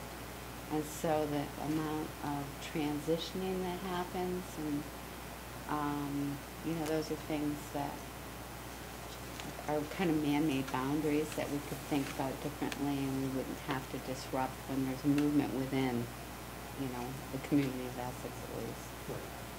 So those are all the kinds of things that a committee could study and think about, and we'll be helpful as possible in trying to inform you of some of those things that we see on a daily basis that hinder kids in the current government structure. All right. I think we just did 5 or 10. I think I was going to say, I think in some fashion we may have eliminated several things, but. We did the 2004 Unified Union Study. Yeah, we did that. So, you're just going to provide us some of the recap results? I do. I'm going to provide you with a packet, and this is the packet of information that our schools are working with as well. 1, 2, 3, 4, and make sure to get it to Tim. And very, very briefly, just because of time, the first page is how the Secretary of Education, Rebecca Fulcombe, her press release on the statewide science assessment results. And we all agree that none of us are satisfied with these results. And, you know, really looking into what happened. And I have to say, I kind of agree with her that possible suggestion that instructional time for science may be getting squeezed out in some places due to the federal emphasis in the No Child Left Behind Act on English language arts and math. And, you know, those are the hard questions we're asking of our principals, and that's where we need that time to kind of look through that. So you'll see the statewide results, and you'll see the next page is our district summary of grades 4, 8, and 11. The third page is the CCSU science kneecap data over time. So you see the data from 2009 to 2014. And finally, you see the data for ADL science results and Fleming. Because it's a benchmark test, only students in 4th grade and 8th grade take this test. And 11th grade, but that's not your concern. So those are the results, and when we come together next time, you'll have the baseline of what the results are, Okay. what they mean, and hopefully we'll be talking about some action steps. Most importantly, the current 7th grade and 8th graders are the last two grade levels for middle school, and our current 3rd graders and 4th graders are the last cohorts to take the science kneecap. So there'll probably be targeted focus on those grade levels. But since these results came out, the Agency of Education has provided a huge amount of pre-K through 12th grade professional development with the science standards. So there's a lot of work and attention on these results right now. We're taking them seriously, and we'll be working hard to provide targeted action steps for those cohort groups, as well as look at the continuum of our curriculum across our pre-K 8 grade levels. Can I ask you a question on this? The numbers don't seem to, have any consistency. Like 2009 4th grade, well, 2013, that's the same kids taking now the 8th grade, right? They tell us you can't make a comparison I guess between not, because 4th and we're 8th grade 1% under results. Westford, and then 4 years later, the same group of kids for science is 18% above Westford. Mm-hmm. So The are we predictability. all chemists in, Essex Junction, and they're all, whatever, botanists? I don't know. Yeah. Something, that's just all over the place. We do know that where we are most seriously behind is in the area of inquiry. So we're really going to be focusing in on inquiry and those opportunities for students to think like scientists, be scientists, and express themselves after they take a hands-on task. So it's not only to figure out the problem, but then express how you went through that. So it's a writing task as well. So sometimes it doesn't just evaluate that one concept, but rather might show another skill area that might be lacking. This year, the 8th grade science, this past year's 8th grade science kneecap was a written inquiry assessment versus a hands-on. So we're looking at that and making sure people are aware of what those inquiry tasks look like. And structuring instruction in a way that students have more opportunity to express their scientific findings. It certainly is not reflective of our report cards in science or our science fairs or our graduation rates at the high school, where 86% of our students are accepted into colleges. So we know that they're out of sequence with other indicators, but it's important to figure out why. Rhode Island and New Hampshire are fellow partners with this assessment, and they too found a big drop this year as well. So there's something to figure out there, and we're on it. It's just going to take us a little time. So thank you for giving us that time to analyze the data more deeply. Okay, at the last SU meeting, we did have a first reading of the wellness policy J10 that was approved. And we're asking to do the same thing here on our board. And correct me if I'm wrong, I don't think we had any. There was a change made that night. There was a comment made, and I noticed in the wellness policy that came through that change is in there. That had to do Yes. with physical education. Mm-hmm. It's sort of, and I don't know if you can see dark, and I know it's not in Okay. color, so it's under physical education. And they want, well, Jen, you were on that committee. Yeah, maybe you can speak more to adding that education quality standard language. I'm trying to remember the discussion. Was it the SU board that added it, or was it the policies? It was your committee.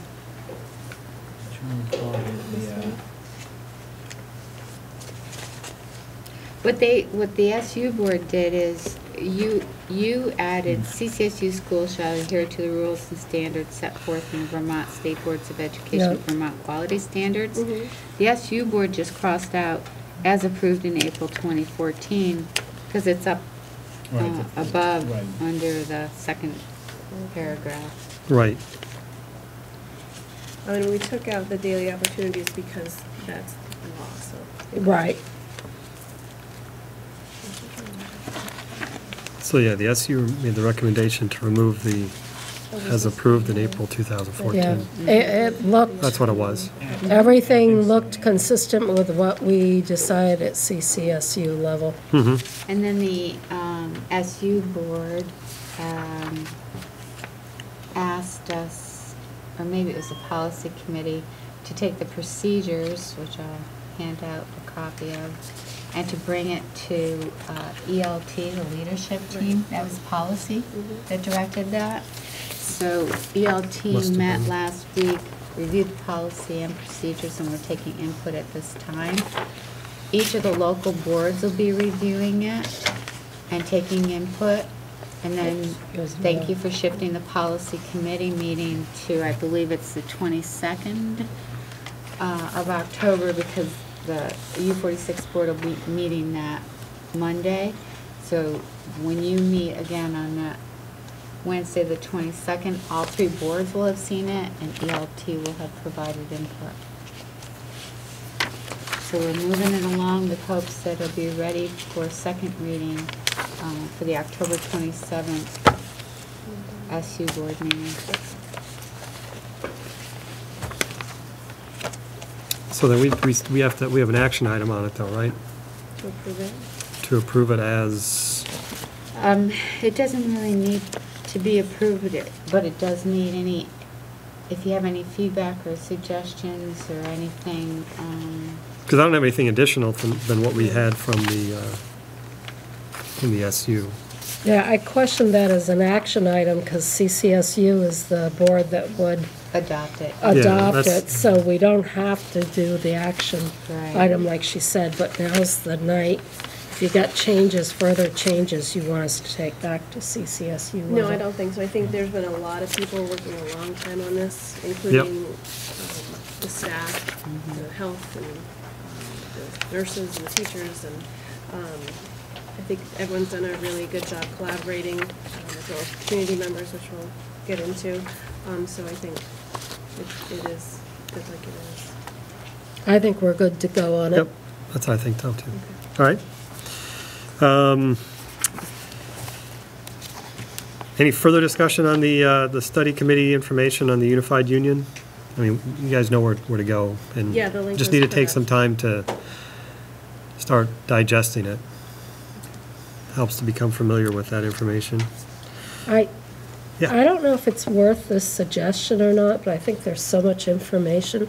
I think we almost need a separate meeting just to discuss that, to decide if we want to go further. I don't know if you want to wait and talk to the town, or if we should be up on this before we try to talk to the town school board.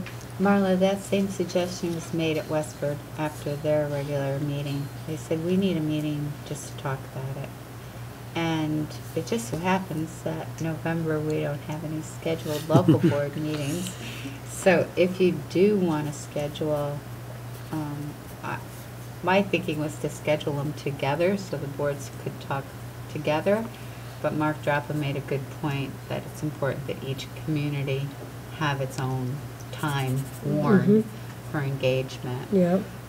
So if, you know, you want to find a date in November, you have that appreciative inquiry on November 10th. 10th, yep. I was going to throw out October 28th as a potential date for your makeup session. We're going to be we need going, to have I'm going to a be makeup- already Yeah, we'll be going traveling. already. I thought she just said we'll do it at the next meeting. Did I not? Oh, do you want to do it then? I thought that's At what the she said. November 10th meeting? What's that? Didn't she say we'll just Find a date then? Yeah, well, yeah, and then that was Yeah. when we'll schedule another one, right, And October Great. 28th is the night we'll be traveling down to Lake. Lake Moray. It's not 30:31. It's the 29th. Oh, right, you're right. It is. Thursday? Thursday's No, the it's, 29th? Thursday's the 30th. Friday's the 31st. Yeah, that's Yeah, right. you're Thursday's traveling the- the That's right. 29th. Okay. Yeah, because I made sure I knew I had to Oh, pack. okay. Yeah, Pack and travel. that's right. But we're okay. I mean, but we'll have to send out I guess a meeting wizard to look at a meeting for us to talk about our position on the unified And union. maybe And it's what we finding think. out that, whatever that November 12th, I keep saying November 12th, with the ballot to budget meeting, that might be kind of a before and going to that meeting after or something, because you'd have people there attending that, and this could be one way to say, you know, this is an idea we're batting around as a board. We could give out the past information, the Information. current information at least. Might be Right. the you know, because there's already been a little bit of communication about that meeting. We would need Grant at our meeting. Yeah. Absolutely. Yes. Yep. Absolutely. Grant and I are presenting to the Westford Sustainability Committee next week. So that's a smaller community group looking at alternatives to sustaining school budgets. So Grant and I will be happy to attend any meetings to help with the conversation. Right. All right, and then as far as additional updates from the SU board, one of the things that we've discussed is that task teams, their charges, we need to align them more with the annual work plan for the superintendent. One of the things that that kind of came out of the Leaders at Work discussion was to help with keeping in mind the annual work plan is, as we do the org notes, that not only do we, have the various topics, but we also identify basically a higher level of where in the work plan it fits under. So as here is something that supports this particular piece of the work plan, whether it's policy, leadership, equity, those kinds of things. And then another piece of the task teams is now to have leadership on the task team. So someone needs to be chair of the task team, someone needs to take minutes, and then need to really establish a schedule of meetings. Because so far, it seems we've had some issues with scheduling dates, perhaps because it's been a little too flexible, that we maybe need to be a little more rigid on setting dates for the meetings. Anything else I didn't cover? No, in that? that's pretty much. I mean, that's pretty much the high level as far as what we're looking for the task teams.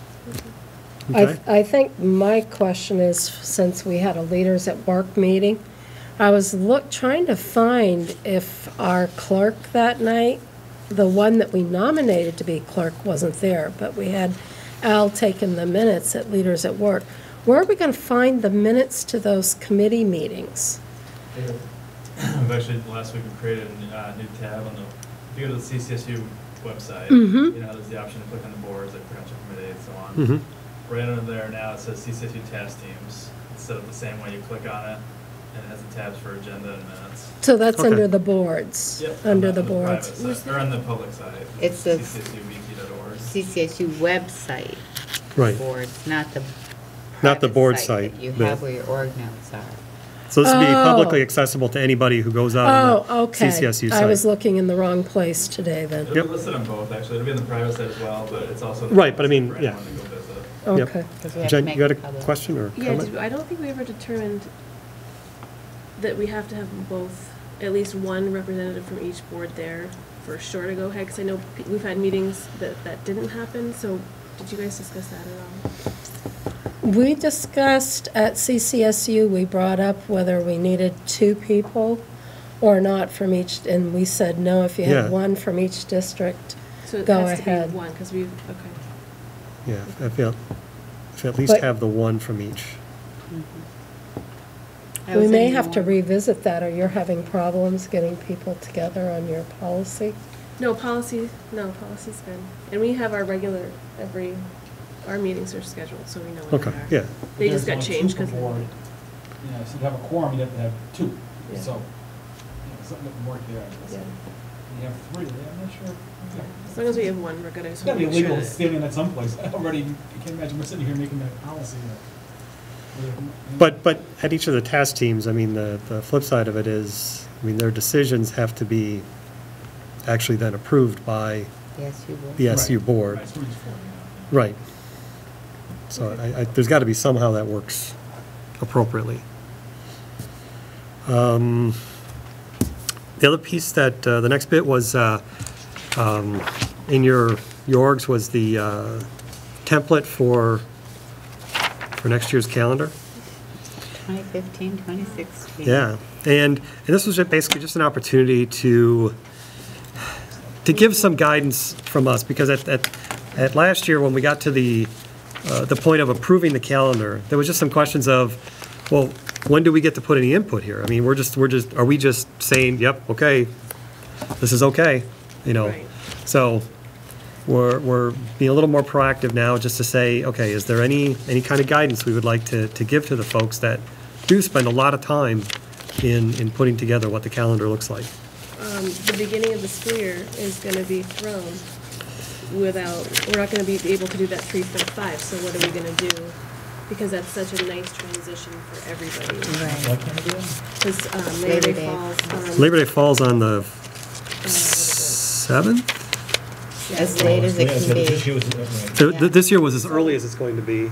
Right. Next year is So gonna be I later. was So trying it's gonna be at 3, so 5, last it's gonna be time 3, we- 5, 4 then. 3, 5, 4, Last year yeah. was August 27th was the first day. Would August 26th be the first day, since that's a 3-day So, so those are the beginning conversations with the regional superintendents that inform the calendar, and I'm open to hearing any suggestions. I shared the template with ELT, you know, the sooner, because it is a different way we typically begin the school year. I sent them to think about it and get input, and we'll see what their thoughts are. I did mark this up. These highlighted are actually, the weeks still work out for the breaks.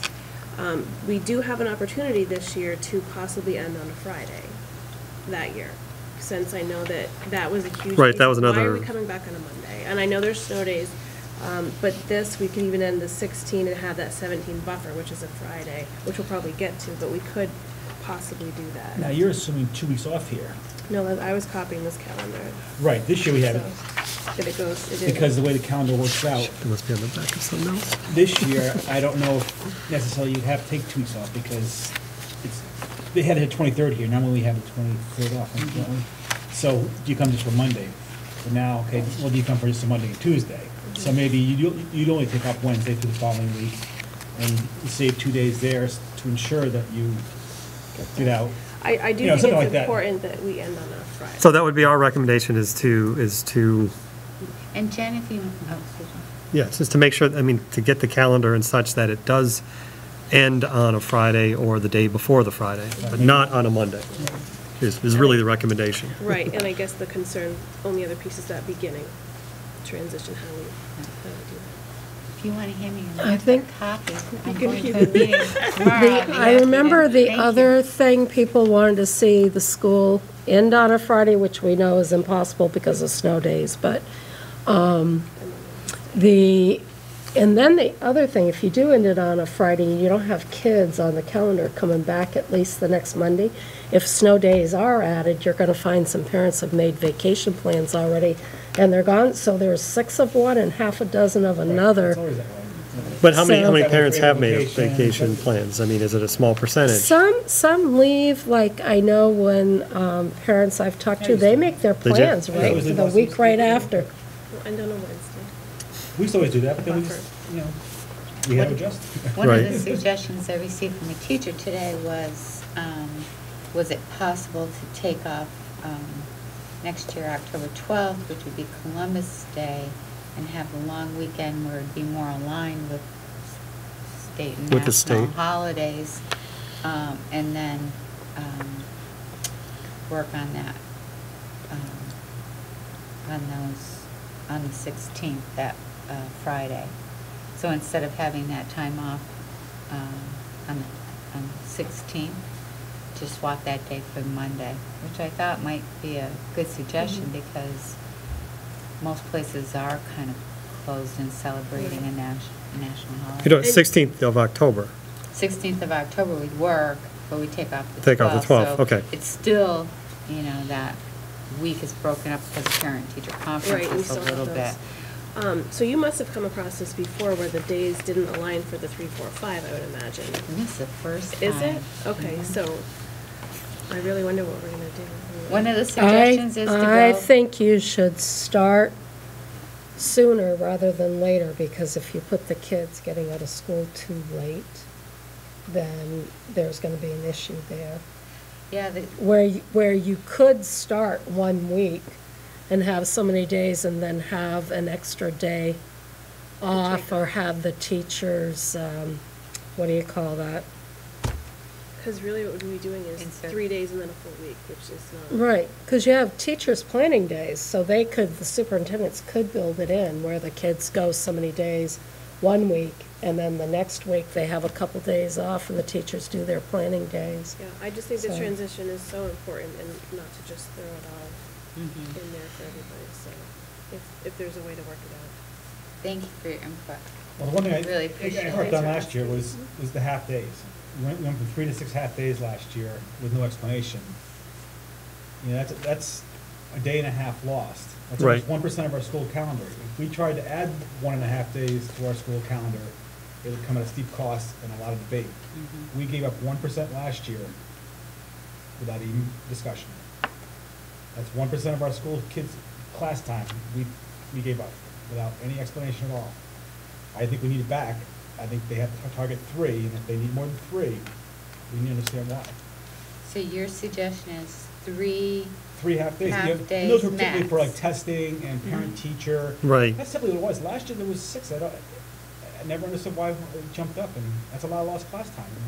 And if we need it, that's fine, but, you know, And- that's a lot of class time And then we lost. also had the PD days, and I know they tried to move them around so that they were always missing music or always missing gym. But remember, we'd have a Thursday off and then go back on a Friday, and that kind of upset people as well, so it's tough. Goes back to, I'm the school aware, calendar too. yeah. You know, the biggest thing we heard there was, let's use what we have efficiently Yeah. before we expand it. And we lost a lot of time last year. I was like, that. Well, that's actually this year, right? I mean, that's. Well, it's actually this year, right. Yeah. Right, So it's, yeah. I'm not opposed We haven't to even seen how it works out. Why we were giving up that classroom time. Right. Well, I agree. I think fewer I think it's better either an all-day or a no-day, because it's a half-day. It makes Instructionally, I think, childcare- doesn't Right, work as well. numbers. Plus, Parents are scrambling. childcare Childcare. is But in general, tricky. any change to the calendar, I'd like to know why. You know, what was the reason for it? It's, you know. Because I love that, it's almost set in stone, right? It's, you know. Right. It's like That's never why we change. brought it early. Right. You know, And just to got give your our input. input and, yeah. And, you know, I'll bring your input to the Kate principals when we talk, well, actually, the SU. And, you know, we'll work it through, and if there's a real need or demand, I'll bring back the reason or rationale for you so you can understand it before you're asked to be approved. Yeah, because it was nice to understand that we were moving the PD days around so the kids wouldn't keep losing the same. Yeah. Right. The rationale. I noticed on here, there's a little thing at the bottom, blacked out with intercessions there, which I thought was kind of neat. That sounds a little bit like calendar 2.0. Yeah. But with the school year. Vestige. Huh? It's a vestige. But. You know, each year I do a big thing, like calendar 2.0 was that year, unified contract was this year. But if school started earlier in August, you've got it set up to where the superintendents could start getting in their 2 weeks and going towards that. Would love it. You know, the problem is it's a regional calendar, and I think probably the biggest takeaway was if you're going to do something that big, it needs to be a statewide decision. Because it affects like games throughout the impact. It's all the peripheral impacts. Sports will be continuing on. Oh, and it's like, yeah. I understand when schools have sessions, sports have got a section too. It's like, it's like, really? Right. Yeah. No, it was made for a very interesting Thank bit. you for that input. I appreciate it. Okay. So, consent agenda. I move that we approve the consent agenda with the following items. Approve warrants, approve the meeting minutes 8/18, 8/29, 9/15, 9/29 of 2014, and we accept the bid approval on the Essex Junction Recreation and Parks truck. Is there a second? Dave with the second. Any discussion? Hearing none. All those in favor say aye. Aye. Aye. 4-0. Okay. Future agenda items. Can we have one that we discuss this playground funding when Grant looks at it? Grant had a piece of it he needed to look at. I'd like an answer on how he feels if it could be done or if it has to stay strictly away from school funding. Because Well, I'd like to they're have just a- raising money and they're a nonprofit, I think that's the question. I just think it'd be Maybe good to some get a question. complications there we need to figure out. I'd But- also like to know how the other playgrounds came about, because I believe Hiawatha, that was not through a budget. So I think that was another PTO. Right, right. Initiative. Yeah, I really don't remember any of the playgrounds being done through budget. I think all the PTOs.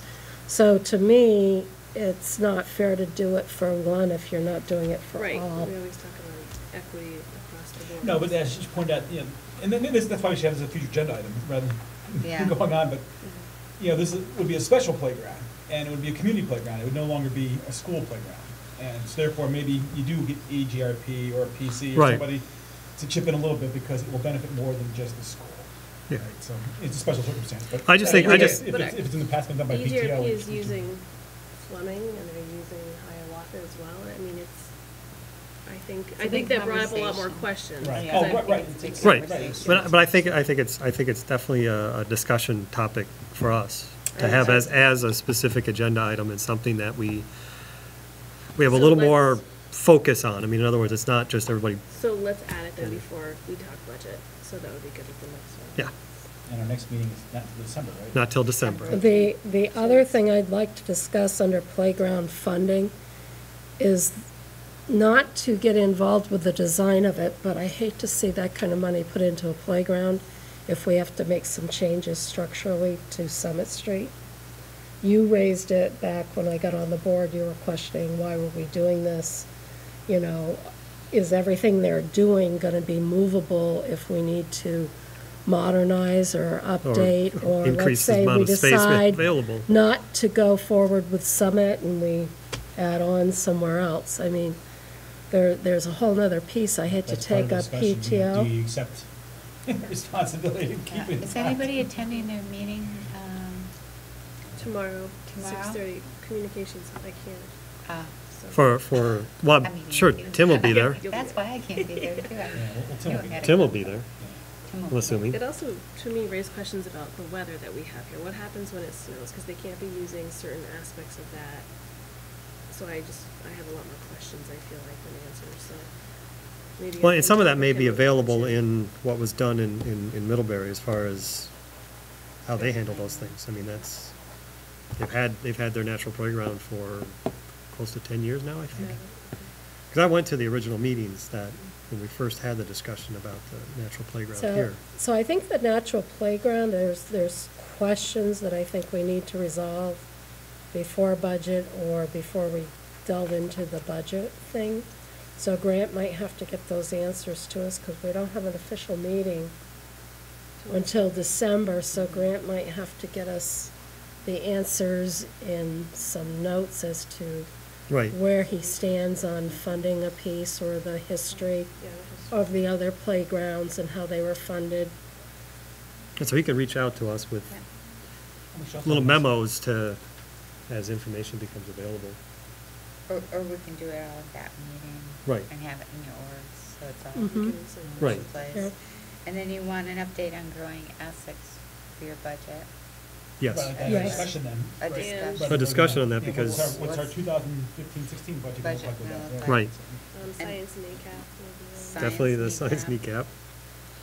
I had universal pre-K, that's what we're Right, talking it's about all- with all- that Yeah. funding. Yes. It's all Yeah. Oh, Yes. yeah. It's all tied Because I together. want to know if we're still going to add 10 slots, even though we have, what, 6 Yeah. open? We do that. I would love to have a discussion of Tim's graphs. Tim worked very Oh, right. hard on taking the state, like when we went to the state regional. And those graphs that he's done, I'd like to have a discussion. I'd like to know what you and Grant think about the numbers. And did the numbers he used, are they correct? Because that, I think, is valuable to present during budget. I think that's a great communication tool to show how our numbers are much different than the state. Correct. And it would help if we got those copies with color, not in just the org notes. Right. But I would like a comment from Grant Okay. and yourself about how you feel about the work that Tim has done. Is it something we should use in communicating our budget? Well, he'll be there tomorrow too for communications, right? Yeah. So he's on there. Oh, it's on that too. So who's Mm. going to natural? Oh, is he? No, I said, so who's going? May wind up being me. You're not going? I'm going to please. Oh, you are, okay. It may wind up being me, if I can get there. The other thing that I want to add is, for future agenda item is, I think, a report out on the SBA conference. I don't know how many, I mean, I've signed up, Marla, Tim. Nope. I'm wondering if you also want to put in something about the outcome or where we are positioned as far as the board's readiness to signal yay or nay as far as the study's concerned. The unification. Well, we were gonna have a separate meeting. Right. And then I thought that would be like your engagement meeting and So- then, In December? no, in November. I thought you were going to do that in November. Engagement. November. And then Yeah, in December and then will be an agenda December item come in and and make a then, decision. Right, Yeah. yeah. yeah. Yep. Whether we want to go forward with this. Yes. If we support going forward, or, Right. If you think you have community I mean, support. yeah. Or if that feels too early, That's you right. can do it in January too. We just have to do it early enough to ensure that we're in It's the. Essex, their decision. Let somebody decide. I think having all the numbers is going to make Be a big helpful. difference in the discussions. I also think if we don't study it, if we don't, I think as a community member, if I was out there, people don't watch the board meetings, they're not up on this. If they found out we had a way of saving money for the district, that's quite a huge savings. Right, Oh, and it's not that's- it's not a one-year savings either. I mean, that's, Right. It's Money a up front, lot. Right, this is a significant opportunity, Right. which may not be there in a few years and may be forced upon us, and so it only costs us, and we still live in the same place. Yes. And Yeah, I think now exactly. that Mark and Judy have been working together, there's so much that you do with the town of Essex now, Right. working hand in hand, so. Okay. Anything else? Any other items come up with? And, you know, our discussion here on future agenda items doesn't end. I mean, if you think of something, let me know. It'll get added when we, when Judy and I and, you know, meet. So, yeah. All right, so if there isn't anything else, I would like to adjourn this meeting. Have a good night.